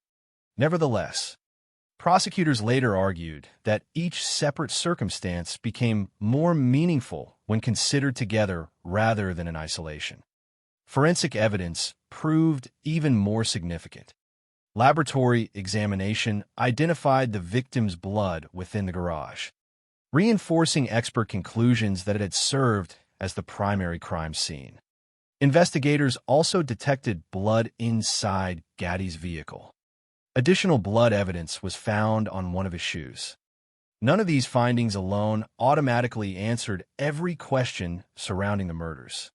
Forensic evidence always requires interpretation regarding how and when biological material was transferred. Yet together they established multiple physical links between Gatti, the victims, and locations central to the investigation. Detectives uncovered another fact that prosecutors would later emphasize during trial. Evidence indicated that Gatti's vehicle had been washed shortly after the period during which investigators believed the murders occurred. Washing a vehicle is not itself suspicious. Thousands of vehicles are cleaned every day for entirely innocent reasons. In criminal investigations, however, timing frequently becomes as important as the action itself. Prosecutors later argued that cleaning the vehicle shortly after the disappearance formed part of a broader pattern consistent with efforts to eliminate forensic evidence. Whether viewed separately or collectively, each element of the investigation shared one defining characteristic: It was circumstantial. There were no eyewitnesses to the killings, no recorded confession, no direct observation of the bodies being transported. The strength of the prosecution's future case would therefore depend upon demonstrating that these separate pieces formed a coherent and persuasive chain. Criminal law has long recognized that circumstantial evidence can establish guilt beyond a reasonable doubt when individual facts reinforce one another consistently. Investigators believed precisely that had occurred here. Each discovery pointed in the same direction, gradually reducing the plausibility of alternative explanations. Yet one disturbing mystery remained unresolved even as the investigation advanced. Both victims' heads were still missing. Their absence continued to complicate forensic examination and denied investigators potentially valuable information regarding the exact mechanism of death. Months passed before this aspect of the case changed. In February 2006, a mushroom hunter discovered Aldo Donegani's head. Several more months would pass before another discovery occurred. In November 2006, Luisa De Leo's head was found in woodland near Provalio di Zeo. Although these recoveries completed the physical accounting of both victims' remains, they did not eliminate every forensic uncertainty.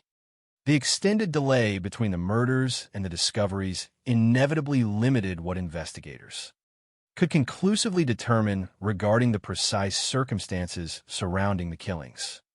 By late 2006, however, the overall direction of the investigation had become firmly established. What had begun as a perplexing disappearance had evolved into one of Italy's most disturbing homicide prosecutions. Detectives had reconstructed an increasingly detailed sequence of events. They had identified what they believed to be the murder scene inside the victim's own garage. They had recovered the bodies from a remote mountain ravine. They had assembled witness testimony, forensic evidence, documentary evidence, and geographical connections that collectively pointed toward one suspect.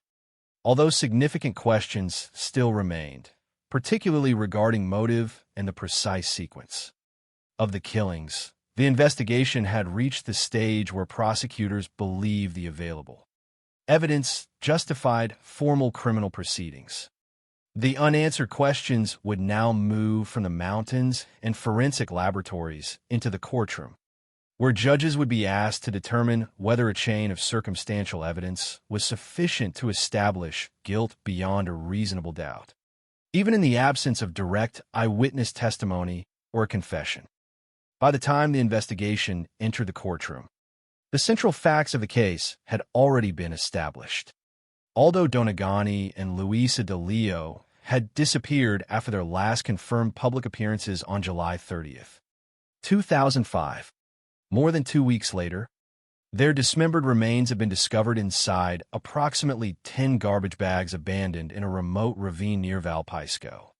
Forensic examination of the family villa had revealed extensive blood evidence inside the garage, despite clear attempts to clean the area with bleach. Investigators had assembled a collection of witness testimony, forensic findings, documentary evidence, and physical traces that ultimately focused their attention on one individual, Guglielmo Gatti, the victim's 41-year-old nephew who had lived upstairs in the same villa. Yet despite the disturbing nature of the crime itself, the legal proceedings would revolve around a fundamental challenge. Unlike many homicide cases, there was no eyewitness who had seen the murders take place. There was no confession. There was no definitive murder weapon presented before the court. The prosecution would therefore have to convince the judges that the cumulative strength of numerous circumstantial facts established guilt beyond a reasonable doubt. The defense, meanwhile, would argue that suspicion, however compelling, should never be mistaken for certainty. As the trial began, both sides faced the difficult task of interpreting a case built not upon one decisive piece of evidence, but upon the relationship between many separate facts. Following the discovery of the bodies and the accumulation of forensic evidence, Guglielmo Gatti was arrested. From the beginning of the judicial process, he consistently maintained that he was innocent. His position never changed. Throughout the investigation, during the trial itself, and in the years that followed, he denied responsibility for the deaths of Aldo Donegani and Luisa DeLeo. His insistence on innocence became one of the defining features of the case because it ensured that the proceedings would never include an admission explaining what had happened inside the villa or why the murders had been committed. Without such a confession, every aspect of the prosecution's case depended upon the evidence investigators had gathered during the months following the disappearance. The prosecution's argument did not rely upon a single dramatic revelation. Instead, prosecutors presented what they believed was a continuous chain of interconnected evidence. They reminded the court that a witness had identified Guglielmo Gatti driving a blue Fiat Punto toward the mountainous area near Vivione Pass on August 1st, shortly after the victims disappeared. Although that observation alone did not prove homicide, prosecutors argued that it became highly significant once the bodies were later recovered from the same general region.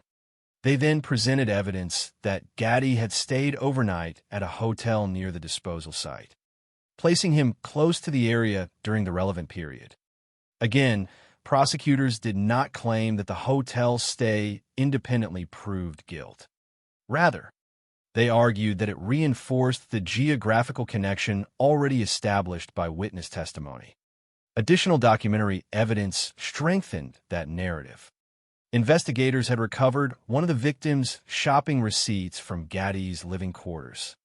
Standing alone, the receipt might not have appeared extraordinary, particularly given that the parties involved were relatives living in the same building. However, prosecutors emphasized that criminal cases are often resolved not by examining evidence in isolation, but by considering how individual facts interact with one another. The receipt, they argued, represented another piece of a much larger puzzle. The most powerful evidence presented during the trial came from forensic examination. Scientific analysis had revealed the presence of the victim's blood inside the garage of the family villa. Luminol testing demonstrated that extensive cleaning had taken place, exposing blood traces that were invisible to the naked eye. Blood spatter reaching nearly 1 meter up the walls suggested that significant violence had occurred within that confined space. Investigators had also documented substantial use of bleach, consistent with attempts to remove biological evidence. Relatives had independently recalled noticing an unusually strong smell of bleach shortly after the disappearance was first reported. Prosecutors argued that these findings established the garage as the most likely location where both the killings and the dismemberment had occurred. Additional forensic findings further strengthened the prosecution's case. Blood belonging to the victims had been detected inside Gatti's vehicle. Blood evidence was also found on one of his shoes. Prosecutors presented these discoveries as physical links connecting Gatti to the victims after their disappearance. They also reminded the court that evidence indicated his vehicle had been washed shortly after the estimated period during which investigators believe the murders had taken place. Once again, the prosecution emphasized that no single fact necessarily resolved the case by itself. Washing a vehicle is not inherently suspicious. Possessing a receipt may have innocent explanations. Driving on a mountain road is not a crime. Yet prosecutors maintained that when all of these circumstances were viewed collectively rather than individually, they formed a coherent sequence pointing toward one conclusion. The defense approached the case from the opposite direction. Rather than attempting to explain every individual piece of evidence, defense counsel focused on the limitations inherent within the investigation. They reminded the court that no witness had actually seen Guglielmo Gatti kill Aldo Donegani or Luisa DeLeo. There were no eyewitnesses to the murders. No one testified to observing the dismemberment of the bodies. No one claimed to have seen Gaddy transporting the remains into the mountains. The absence of direct observation, the defense argued, left room for reasonable doubt. The defense also emphasized that investigators had never recovered a definitive murder weapon, while bloodstained tools had been found alongside the discarded remains. The prosecution could not conclusively identify a specific weapon responsible for causing the victims' deaths. This limitation became particularly important because the removal and concealment of both heads had complicated the forensic examination, making it more difficult to establish the precise cause of death. Defense attorneys further highlighted another uncertainty. Investigators could not determine the exact moment when Aldo Donegani and Luisa DeLeo had been killed, although the timeline strongly suggested that the murders occurred after the couple's final confirmed public appearances. Forensic analysis could not establish a precise hour or sequence of events. The defense argued that such uncertainties demonstrated the incompleteness of the prosecution's reconstruction. Without a confession, without eyewitness testimony, without an identified murder weapon, and without a precisely established time of death, defense counsel urged the court to recognize that important questions remained unanswered. These arguments reflected a broader legal principle central to criminal justice systems throughout the world. Circumstantial evidence must be evaluated with great care because it requires judges to draw conclusions from the combined weight of numerous facts rather than from direct observation of the criminal act itself. The defense, therefore, encouraged the court to examine each individual element separately, suggesting that none independently established guilt beyond a reasonable doubt. The prosecution, in contrast, insisted that separating the evidence in this manner fundamentally misunderstood the nature of circumstantial proof. According to prosecutors, the strength of the case lay precisely in the way each fact reinforced the others. The witness identification, the hotel stay, the shopping receipt, the blood evidence. The clean garage, the vehicle, the shoe, and the wash car did not exist independently. Together, they formed a consistent pattern that prosecutors argued could not reasonably be explained through coincidence alone. Ultimately, the court accepted the prosecution's interpretation. On May 16, 2007, Guglielmo Gaddy was convicted of the murders of Aldo Donegani and Luisa DeLeo. The court sentenced him to life imprisonment. In addition to the life sentence, he received 3 years of daytime solitary confinement, reflecting the extraordinary seriousness with which the court viewed the crimes. The verdict represented the culmination of nearly 2 years of investigation and legal proceedings. Yet, despite its significance, it did not end the judicial process. Gaddy exercised his legal right to appeal.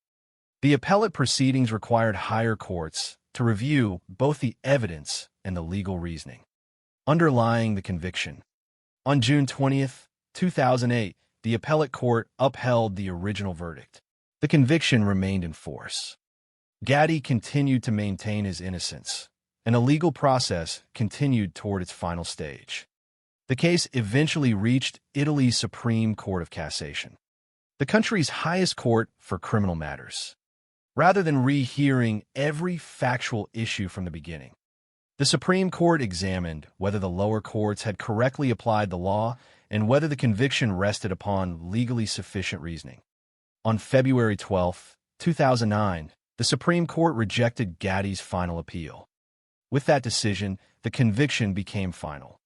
Legally speaking, the case had reached its conclusion. Italy's judicial system had determined that the cumulative circumstantial evidence established Guglielmo Gaddy's responsibility for the murders beyond a reasonable doubt. Yet while the legal question of responsibility had been resolved, another question continued to resist definitive explanation. Motive remained elusive. Throughout the investigation and the trial, detectives failed to uncover clear evidence of financial disputes capable of explaining such extraordinary violence. They found no documented inheritance conflict that directly motivated the killings. They discovered no overwhelming deaths. They identified no major family feud that convincingly accounted for the murders. Robbery had long since been excluded because valuable property remained inside the victim's home. In many homicide cases, investigators eventually uncover a motive that allows the crime to fit within a recognizable pattern: financial gain, revenge, jealousy, domestic conflict, or some other identifiable cause. This case never produced that level of certainty. The court considered one possible explanation. Judges suggested that Gaddy may have developed resentment and envy toward the active and stable life enjoyed by his elderly relatives, while he himself remained increasingly isolated and unsuccessful. However, the court did not present this as an established fact proven through direct evidence. It remained a hypothesis intended to provide one possible framework for understanding the crime, rather than a definitive conclusion. No document, confession, or witness conclusively demonstrated that such emotions motivated the killings. Consequently, even after the final appeal had been exhausted, the deepest question surrounding the murders remained unresolved. Why were Aldo Donegani and Luisa DeLeo killed with such brutality? Why were their bodies dismembered? Why were their heads concealed separately for months? The legal proceedings established who the courts believed was responsible. They established where investigators believed the murders occurred. They established how the prosecution interpreted the chain of evidence. They did not fully explain why events unfolded as they did. That distinction is one of the reasons this case continues to occupy a unique place within discussions of Italian criminal history. Justice answered the legal questions placed before the courts. The human question that lingered beneath them remained unanswered. As the courtroom emptied and the appeals concluded, Aldo Donegani and Luisa DeLeo had received a legal measure of justice through the conviction of the man the courts found responsible for their deaths. Yet the absence of a definitive motive ensured that the case would continue to provoke discussion. Long after the final judgment had been delivered, the verdict closed the legal chapter of the investigation, but it did not silence the uncertainty that had accompanied the case from the very beginning. That uncertainty would continue to shape how the murders were remembered in the years that followed. With the decision of Italy's Supreme Court of Cassation on February 12, 2009, the legal battle surrounding the murders of Aldo Donegani and Luisa DeLeo came to an end. The conviction of Guglielmo Gaddy was now final.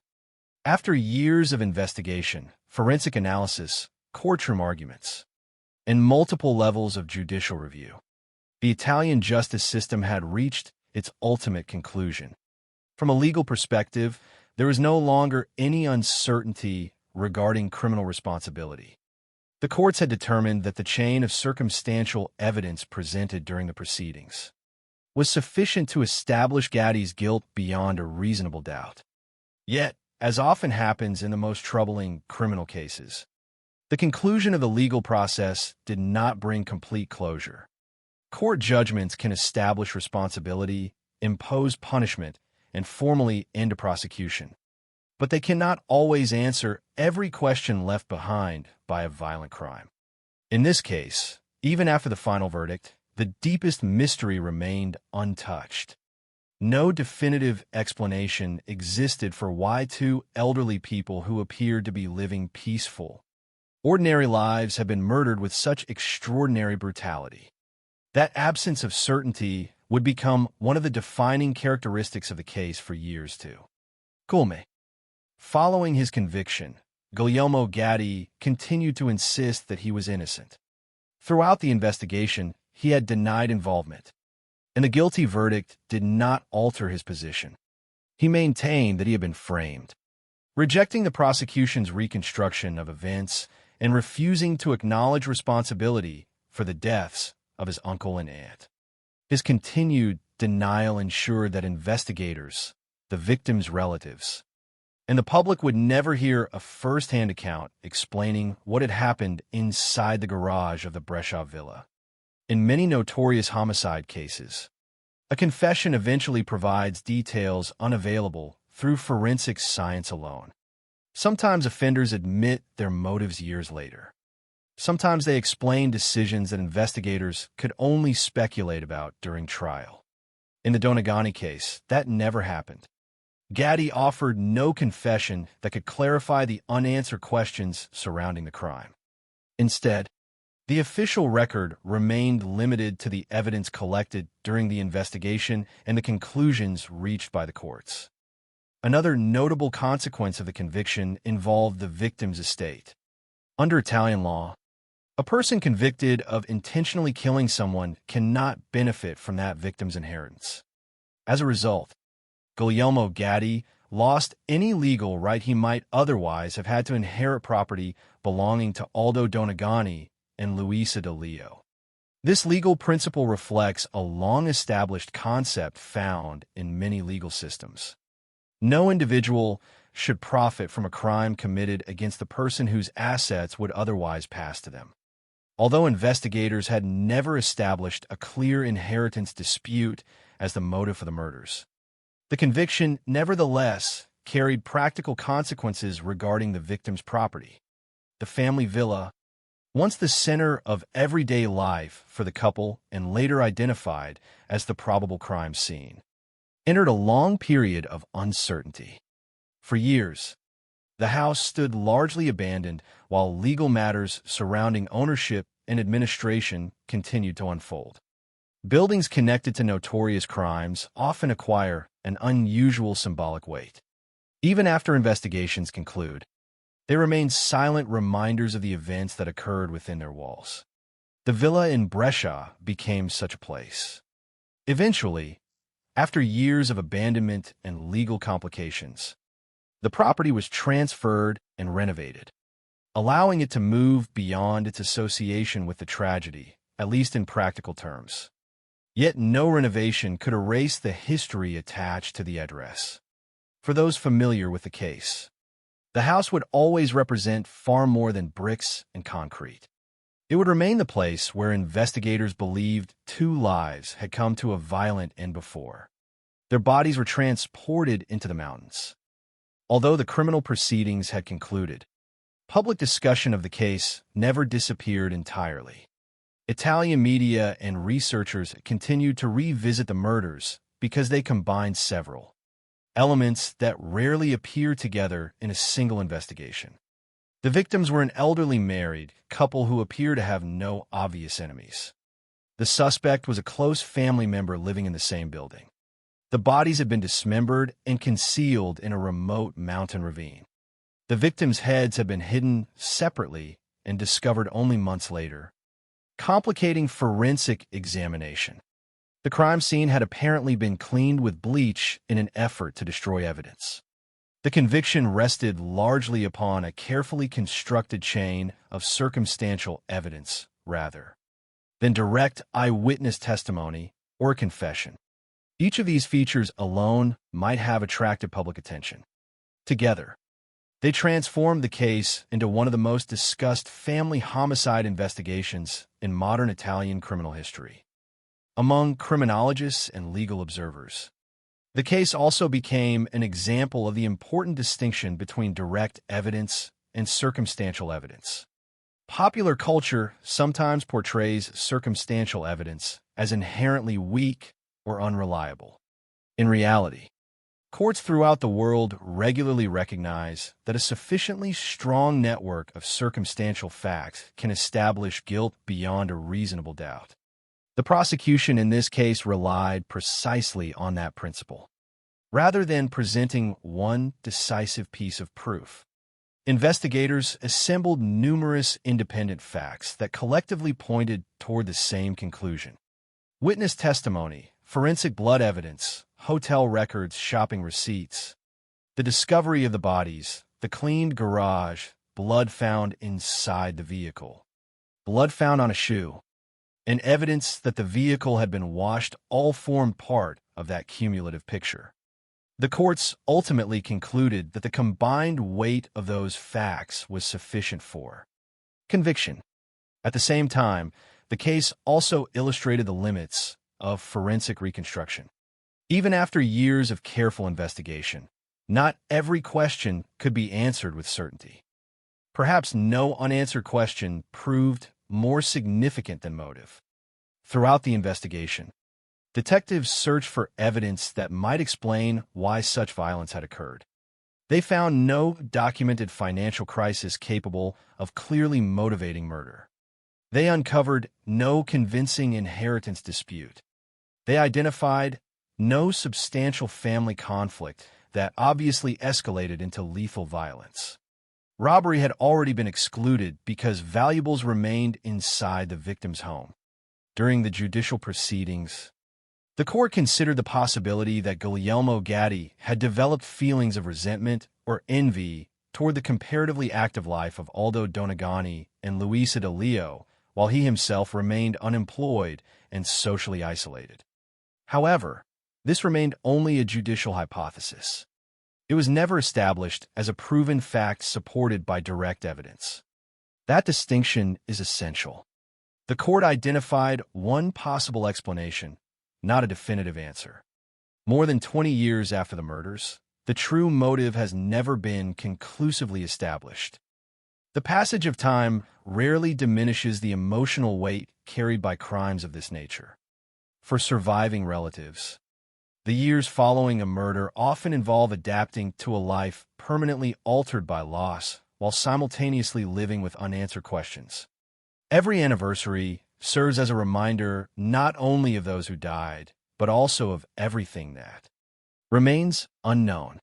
In the case of Aldo Donegani and Luisa De Leo, the brutality of the crime ensured that the family would remember not only the victims themselves, but also the extraordinary circumstances surrounding their deaths. It is difficult to imagine a greater contrast than the one between the couple's final confirmed public appearance, attending church, shopping, speaking casually with acquaintances about expected visitors, and the horrifying reality investigators later uncovered in the mountains. That contrast continues to shape public memory of the case. It reminds us how quickly ordinary routines can give way to unimaginable tragedy without leaving any outward sign beforehand. Years after the conviction, one final development quietly closed the last remaining chapter directly connected to the man found guilty of the murders. According to information made public in 2026, Guglielmo Gatti had in fact died in prison on June 15, 2023. The news did not become publicly known immediately. Instead, it emerged nearly 3 years later during the handling of a request for an interview. The delayed disclosure surprised many observers who had assumed he remained alive in custody. His death ended any possibility that he might one day choose to speak publicly about the events of 2005.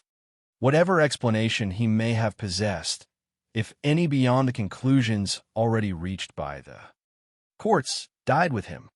For investigators, journalists, and those who had followed the case for decades, that realization carried particular significance. If the convicted man truly knew why the murders occurred, that knowledge was now permanently inaccessible. The public disclosure of Gatti's death also highlighted another reality about long-term criminal cases. Even after legal proceedings conclude, the stories themselves continue to evolve through the passage of time. Buildings change ownership, families grow older, investigators retire, records are archived. New generations encounter old cases through documentaries, books, podcasts, and academic studies. Some crimes gradually disappear from public consciousness, remembered only by specialists.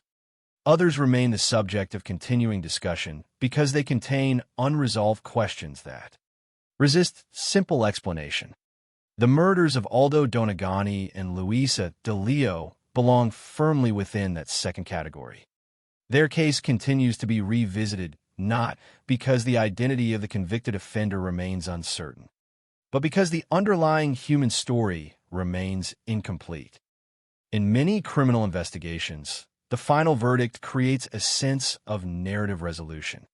A motive is identified. Responsibility is accepted. The sequence of events becomes reasonably clear. This case never achieved that level of completeness. Instead, it exists in an unusual space where legal certainty and emotional uncertainty coexist. The courts concluded that Guglielmo Gatti was responsible for the murders. The investigation established where the victims' bodies had been concealed, identified the probable crime scene, and reconstructed a persuasive sequence of physical evidence. Yet the reason behind the killings continues to elude definitive explanation. The distinction between proving guilt and understanding motive is one that criminologists frequently encounter, but that the general public often finds difficult to accept. People naturally seek stories with clear beginnings, endings, and reasons. Real life is not always so accommodating. The murders of Aldo Donegani and Luisa De Leo, therefore, remain a sobering reminder of both the strengths and the limitations of criminal justice. The investigative process demonstrated remarkable persistence, transforming what initially appeared to be a baffling disappearance into a carefully documented homicide prosecution through patient witness interviews, forensic science, and meticulous examination of circumstantial evidence. The courts fulfilled their role by evaluating that evidence through multiple levels of judicial review before reaching a final decision. Yet justice, important as it is, cannot restore what was taken. It cannot return two lives abruptly ended. It cannot erase the suffering endured by surviving relatives. Nor can it always illuminate the hidden motives that drive acts of extreme violence. Perhaps that is why this case continues to resonate so deeply. It is remembered not only because of the horrific manner in which the victims' bodies were treated, nor solely because the convicted offender was a close family member living in the same home. It endures because it challenges a comforting assumption that every crime, if investigated thoroughly enough, will eventually make sense. The murders of Aldo Donegani and Luisa De Leo demonstrate that understanding and accountability are not always identical. The law can determine who bears responsibility. Evidence can reconstruct where events most likely occurred. Science can reveal traces that someone believed had been permanently erased. But even after every appeal has been exhausted and every judgment has been entered into the historical record, one essential question may remain unanswered. In this case, that question has echoed through every stage of the investigation, every courtroom proceeding, and every retrospective examination that followed. Not who, not where, not how, simply why. And it is that enduring absence of certainty that ensures the story of Aldo Donegani and Luisa De Leo continues to occupy a lasting place in the history of Italian true crime. With the decision of Italy's Supreme Court of Cassation on February 12, 2009, the legal battle surrounding the murders of Aldo Donegani and Luisa De Leo came to an end. The conviction of Guglielmo Gatti was now final. After years of investigation, forensic analysis, courtroom arguments, and multiple levels of judicial review, the Italian justice system had reached its ultimate conclusion. From a legal perspective, there is no longer any uncertainty regarding criminal responsibility. The courts had determined that the chain of circumstantial evidence presented during the proceedings was sufficient to establish Gatti's guilt beyond a reasonable doubt. Yet, as often happens in the most troubling criminal cases, the conclusion of the legal process did not bring complete closure. Court judgments can establish responsibility, impose punishment, and formally end a prosecution, but they cannot always answer every question left behind by a violent crime. In this case, even after the final verdict, the deepest mystery remained untouched. No definitive explanation existed for why two elderly people who appeared to be living peaceful, ordinary lives had been murdered with such extraordinary brutality. That absence of certainty would become one of the defining characteristics of the case for years too. Gulme. Following his conviction, Guglielmo Gatti continued to insist that he was innocent. Throughout the investigation, he had denied involvement, and the guilty verdict did not alter his position. He maintained that he had been framed, rejecting the prosecution's reconstruction of events and refusing to acknowledge responsibility for the deaths of his uncle and aunt. His continued denial ensured that investigators, the victims' relatives, and the public would never hear a first-hand account explaining what had happened inside the garage of the Brescia villa. In many notorious homicide cases, a confession eventually provides details unavailable through forensic science alone. Sometimes offenders admit their motives years later. Sometimes they explain decisions that investigators could only speculate about during trial. In the Donegani case, that never happened. Gatti offered no confession that could clarify the unanswered questions surrounding the crime. Instead, the official record remained limited to the evidence collected during the investigation and the conclusions reached by the courts. Another notable consequence of the conviction involved the victim's estate. Under Italian law, a person convicted of intentionally killing someone cannot benefit from that victim's inheritance. As a result, Guglielmo Gatti lost any legal right he might otherwise have had to inherit property belonging to Aldo Donegani and Luisa De Leo. This legal principle reflects a long-established concept found in many legal systems. No individual should profit from a crime committed against the person whose assets would otherwise pass to them. Although investigators had never established a clear inheritance dispute as the motive for the murders, the conviction nevertheless carried practical consequences regarding the victim's property. The family villa, once the center of everyday life for the couple and later identified as the probable crime scene, entered a long period of uncertainty. For years, the house stood largely abandoned while legal matters surrounding ownership and administration continued to unfold. Buildings connected to notorious crimes often acquire an unusual symbolic weight. Even after investigations conclude, they remain silent reminders of the events that occurred within their walls. The villa in Brescia became such a place. Eventually, after years of abandonment and legal complications, the property was transferred and renovated, allowing it to move beyond its association with the tragedy, at least in practical terms. Yet no renovation could erase the history attached to the address. For those familiar with the case, the house would always represent far more than bricks and concrete. It would remain the place where investigators believed 2 lives had come to a violent end before. Their bodies were transported into the mountains. Although the criminal proceedings had concluded, public discussion of the case never disappeared entirely. Italian media and researchers continued to revisit the murders because they combined several elements that rarely appear together in a single investigation. The victims were an elderly married couple who appeared to have no obvious enemies. The suspect was a close family member living in the same building. The bodies had been dismembered and concealed in a remote mountain ravine. The victims' heads had been hidden separately and discovered only months later, complicating forensic examination.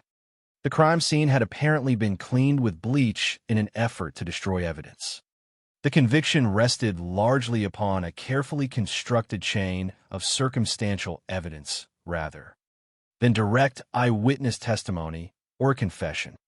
Each of these features alone might have attracted public attention. Together, they transformed the case into one of the most discussed family homicide investigations in modern Italian criminal history. Among criminologists and legal observers, the case also became an example of the important distinction between direct evidence and circumstantial evidence. Popular culture sometimes portrays circumstantial evidence as inherently weak or unreliable. In reality, courts throughout the world regularly recognize that a sufficiently strong network of circumstantial facts can establish guilt beyond a reasonable doubt. The prosecution in this case relied precisely on that principle. Rather than presenting one decisive piece of proof, investigators assembled numerous independent facts that collectively pointed toward the same conclusion. Witness testimony, forensic blood evidence, hotel records, shopping receipts, the discovery of the bodies, the cleaned garage, blood found inside the vehicle, blood found on a shoe, and evidence that the vehicle had been washed all formed part of that cumulative picture. The courts ultimately concluded that the combined weight of those facts was sufficient for conviction. At the same time, the case also illustrated the limits of forensic reconstruction. Even after years of careful investigation, not every question could be answered with certainty. Perhaps no unanswered question proved more significant than motive. Throughout the investigation, detectives searched for evidence that might explain why such violence had occurred. They found no documented financial crisis capable of clearly motivating murder. They uncovered no convincing inheritance dispute. They identified no substantial family conflict that obviously escalated into lethal violence. Robbery had already been excluded because valuables remained inside the victim's home. During the judicial proceedings, the court considered the possibility that Guglielmo Gatti had developed feelings of resentment or envy toward the comparatively active life of Aldo Donegani and Luisa De Leo, while he himself remained unemployed and socially isolated. However, this remained only a judicial hypothesis. It was never established as a proven fact supported by direct evidence. That distinction is essential. The court identified one possible explanation, not a definitive answer. More than 20 years after the murders, the true motive has never been conclusively established. The passage of time rarely diminishes the emotional weight carried by crimes of this nature. For surviving relatives, the years following a murder often involve adapting to a life permanently altered by loss while simultaneously living with unanswered questions. Every anniversary serves as a reminder not only of those who died, but also of everything that remains unknown. In the case of Aldo Donegani and Luisa De Leo, the brutality of the crime ensured that the family would remember not only the victims themselves, but also the extraordinary circumstances surrounding their deaths. It is difficult to imagine a greater contrast than the one between the couple's final confirmed public appearance, attending church, shopping, speaking casually with acquaintances about expected visitors, and the horrifying reality investigators later uncovered in the mountains. That contrast continues to shape public memory of the case. It reminds us how quickly ordinary routines can give way to unimaginable tragedy without leaving any outward sign beforehand. Years after the conviction, one final development quietly closed the last remaining chapter directly connected to the man found guilty of the murders. According to information made public in 2026, Guglielmo Gatti had in fact died in prison on June 15, 2023. The news did not become publicly known immediately. Instead, it emerged nearly 3 years later during the handling of a request for an interview. The delayed disclosure surprised many observers who had assumed he remained alive in custody. His death ended any possibility that he might one day choose to speak publicly about the events of 2005. Whatever explanation he may have possessed, if any beyond the conclusions already reached by the courts, died with him. For investigators, journalists, and those who had followed the case for decades, that realization carried particular significance. If the convicted man truly knew why the murders occurred, that knowledge was now permanently inaccessible. The public disclosure of Gatti's death also highlighted another reality about long-term criminal cases. Even after legal proceedings conclude, the stories themselves continue to evolve through the passage of time. Buildings change ownership, families grow older, investigators retire, records are archived. New generations encounter old cases through documentaries, books, podcasts, and academic studies. Some crimes gradually disappear from public consciousness, remembered only by specialists. Others remain the subject of continuing discussion because they contain unresolved questions that resist simple explanation. The murders of Aldo Donegani and Luisa DeLeo belong firmly within that second category. Their case continues to be revisited not because the identity of the convicted offender remains uncertain, but because the underlying human story remains incomplete. In many criminal investigations, the final verdict creates a sense of narrative resolution. A motive is identified. Responsibility is accepted. The sequence of events becomes reasonably clear. This case never achieved that level of completeness. Instead, it exists in an unusual space where legal certainty and emotional uncertainty coexist. The courts concluded that Guglielmo Gatti was responsible for the murders. The investigation established where the victims' bodies had been concealed, identified the probable crime scene, and reconstructed a persuasive sequence of physical evidence. Yet the reason behind the killings continues to elude definitive explanation. The distinction between proving guilt and understanding motive is one that criminologists frequently encounter, but that the general public often finds difficult to accept. People naturally seek stories with clear beginnings, endings, and reasons. Real life is not always so accommodating. The murders of Aldo Donegani and Luisa DeLeo, therefore, remain a sobering reminder of both the strengths and the limitations of criminal justice. The investigative process demonstrated remarkable persistence, transforming what initially appeared to be a baffling disappearance into a carefully documented homicide prosecution through patient witness interviews, forensic science, and meticulous examination of circumstantial evidence. The courts fulfilled their role by evaluating that evidence through multiple levels of judicial review before reaching a final decision. Yet justice, important as it is, cannot restore what was taken.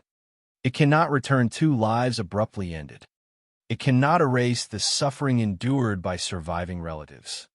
Nor can it always illuminate the hidden motives that drive acts of extreme violence.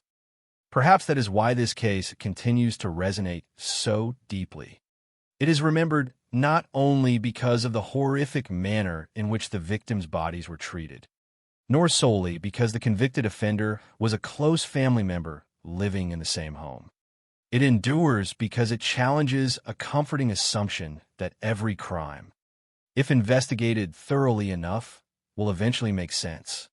The murders of Aldo Donegani and Luisa DeLeo demonstrate that understanding and accountability are not always identical. The law can determine who bears responsibility. Evidence can reconstruct where events most likely occurred. Science can reveal traces that someone believed had been permanently erased. But even after every appeal has been exhausted and every judgment has been entered into the historical record, one essential question may remain unanswered. In this case, that question has echoed through every stage of the investigation, every courtroom proceeding, and every retrospective examination that followed.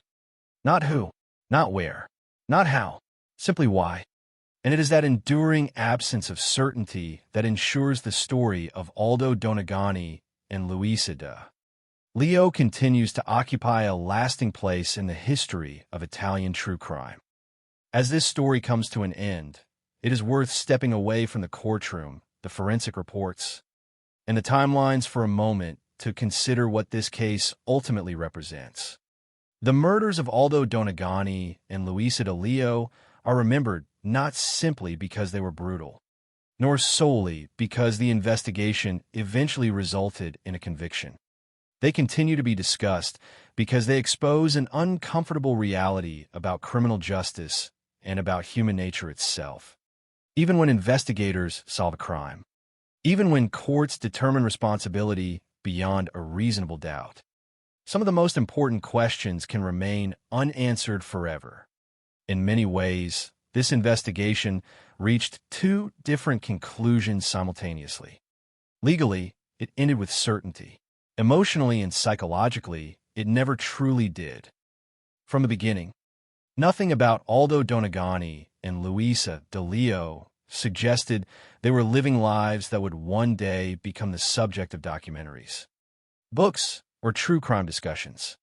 They were not celebrities. They were not public officials. They were simply an elderly married couple living quietly in Brescia. Their final confirmed weekend reflected exactly that ordinary existence. They attended church, completed routine shopping, spoke with acquaintances, and mentioned expecting visitors in the days ahead. There was no public indication that they believed danger was approaching. There was no evidence that they were preparing for conflict or attempting to escape some hidden threat. Their lives appeared grounded in familiar routines that countless families experience every day. That ordinary beginning is perhaps what makes the case so enduringly unsettling. Extraordinary crimes are often expected to emerge from extraordinary circumstances. Here, investigators instead encountered an event that appeared to erupt from an environment defined by normality.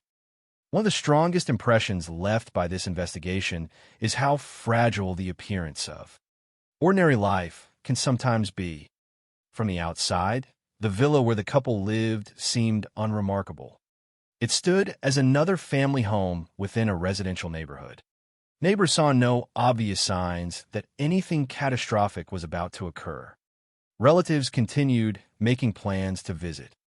Daily life appeared to continue uninterrupted until suddenly it did not. When Luciano DeLeo arrived on August 1st expecting a routine family visit, he had no reason to imagine that the people he intended to see were already gone. The unanswered doorbell did not immediately signal murder. It represented only an unexpected silence. Yet history has repeatedly shown that many of the most significant criminal investigations begin in exactly this manner, not with dramatic discoveries, but with subtle disruptions of everyday routines. Someone fails to appear. A telephone remains unanswered. A familiar habit unexpectedly stops. What initially appears to be a minor irregularity gradually reveals something far more profound. The investigation that followed demonstrates another important reality. Criminal investigations are rarely built around dramatic breakthroughs alone. Popular culture often portrays detectives solving cases through a single decisive clue discovered at precisely the right moment. The Donegani investigation unfolded very differently. Instead, it progressed through accumulation. Each new discovery added another layer to an expanding picture. The abandoned belongings inside the villa suggested the victims had not left voluntarily. The witness who recalled seeing a blue Fiat Punto on the road toward Vivione Pass redirected investigators toward the mountains. The recovery of the bodies confirmed homicide. Luminol exposed blood that ordinary observation had failed to detect. Forensic analysis connected the victims to the garage. Additional physical evidence linked investigators' attention increasingly toward Guglielmo Gatti. No single discovery solved the case independently. Rather, each finding strengthened the significance of every discovery that had come before it. This gradual process reflects one of the most valuable lessons contained within the investigation. Truth often emerges not through one spectacular revelation, but through patience, discipline, and careful verification. Detectives did not rush toward conclusions simply because one explanation appeared plausible. They examined alternative possibilities. They considered voluntary disappearance. They investigated accidental causes. They evaluated robbery. Those possibilities were not dismissed because investigators preferred another theory. They were rejected because the available evidence increasingly failed to support them. Such restraint is fundamental to responsible criminal investigation. Evidence should guide conclusions, not the reverse. The eventual prosecution succeeded because investigators spent months assembling facts capable of surviving scrutiny inside a courtroom rather than relying upon assumptions formed during the earliest days of the inquiry. The legal proceedings themselves also provide an important perspective on the nature of justice. Modern criminal trials are not designed to eliminate every conceivable uncertainty. Their purpose is narrower but critically important: to determine whether the available evidence establishes guilt according to the legal standard required by law. In this case, the courts concluded that the combined circumstantial evidence met that standard. Multiple levels of judicial review reached the same conclusion before the conviction became final. This distinction matters because public discussion sometimes confuses legal certainty with complete historical certainty. The courts answered the legal question presented before them. They did not claim to have reconstructed every moment inside the villa with absolute precision. They did not claim to know every thought or emotion that existed before the murders occurred. Instead, they determined that the available evidence proved criminal responsibility beyond a reasonable doubt. Those are related but different objectives. The case, therefore, continues to serve as a powerful example of how circumstantial evidence functions. Within criminal justice, there is a persistent misconception that indirect evidence is somehow weaker simply because no witness directly observed the crime. In reality, circumstances frequently reveal truths unavailable through eyewitness testimony. Physical traces cannot forget. Biological evidence does not become confused by stress or the passage of time. Documents preserve records regardless of human memory. When numerous independent facts consistently point toward the same conclusion, they may collectively become as persuasive as direct observation. The conviction of Guglielmo Gatti reflects that legal principle. The courts determined that while no witness had seen the murders occur, the totality of the evidence formed a coherent and convincing reconstruction of the crime. Yet even after acknowledging the effectiveness of the investigation and the judicial process, one unavoidable reality remains. Motive was never conclusively established. This absence continues to distinguish the Donegani case from many other major homicide investigations. Financial gain could not be clearly demonstrated. Robbery was inconsistent with the condition of the victim's home. Investigators found no documented family conflict sufficient to explain the extraordinary violence inflicted upon Aldo Donegani and Luisa De Leo. The judicial suggestion that accumulated resentment or envy may have existed remained precisely that, a hypothesis rather than a proven fact. Without a confession or independent evidence confirming motive, the reason behind the crime continues to resist certainty. This unresolved question invites broader reflection about the limits of human understanding. Society often seeks comfort in believing that terrible events occur for identifiable reasons. If a motive can be clearly identified, the crime appears to fit within a recognizable pattern. People can tell themselves that warning signs existed, that circumstances gradually escalated, or that the tragedy resulted from a series of understandable decisions. However terrible they may have been, cases without clear motives deny us that reassurance. They force us to confront the possibility that some acts of violence emerge from internal processes that investigators, psychologists, and even the offenders themselves may never fully explain. That uncertainty can be deeply unsettling because it reminds us that not every human action conforms to expectations of logic or predictability. Another lasting aspect of this case concerns memory. True crime narratives often become dominated by offenders, investigations, and legal debates, unintentionally reducing victims to supporting characters within their own stories. It is important to resist that tendency. Before becoming names associated with one of Italy's most disturbing homicide investigations, Aldo Donegani and Luisa DeLeo lived full lives extending far beyond the circumstances of their deaths. Aldo spent decades working in the demanding steel industry before retirement. Luisa built a life alongside him, sharing ordinary routines that reflected stability rather than notoriety. Their identities should not be defined exclusively by the violence committed against them. Remembering victims means recognizing the lives they lived before they became subjects of criminal investigations. It means acknowledging that every forensic report, every court document, and every newspaper article ultimately concerns real people whose absence permanently changed the lives of those who knew them. The years that followed the conviction quietly added one final chapter to the story. The later public disclosure that Guglielmo Gatti had died in prison on June 15, 2023, revealed that the last person capable of offering a first-hand account, whether truthful or otherwise, was no longer alive.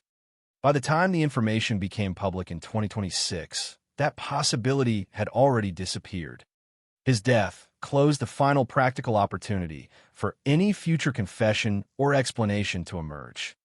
Whether such an explanation would ever have been offered remains impossible to know.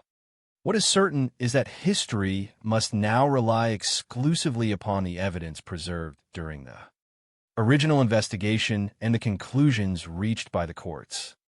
Perhaps that is where the true significance of this case ultimately lies.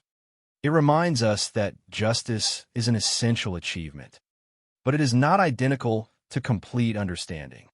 Courts can determine accountability. Investigators can reconstruct hidden events with remarkable precision. Forensic science can reveal evidence deliberately concealed. None of those accomplishments, however, guarantees that every emotional, psychological, or moral question surrounding a crime will receive an answer. Some stories conclude with complete clarity. Others conclude only because there are no more questions that the legal system is capable of answering. More than 20 years after Aldo Donegani and Luisa DeLeo disappeared from their quiet home in Brescia, their case continues to stand as one of Italy's most haunting family homicide investigations. It is remembered for the brutality of the crime, the meticulous forensic investigation, the reliance on circumstantial evidence, and the conviction that survived every level of judicial review. But above all, it is remembered because it illustrates a truth that extends far beyond a single criminal case. Even in an age of advanced forensic science, exhaustive investigations, and sophisticated legal systems, human violence can still leave behind mysteries that no court can resolve. The law may establish who bears responsibility. It may determine where the crime occurred and how investigators believe it unfolded. Yet the deepest motivations that drive one human being to destroy another can sometimes remain, locked forever within a mind that never chooses or is no longer able to explain itself. That enduring silence is the final legacy of the murders of Aldo Donegani and Luisa DeLeo, and it is why their story continues to be studied, discussed, and remembered as one of the most unsettling, unresolved motive homicide cases in modern Italian criminal history.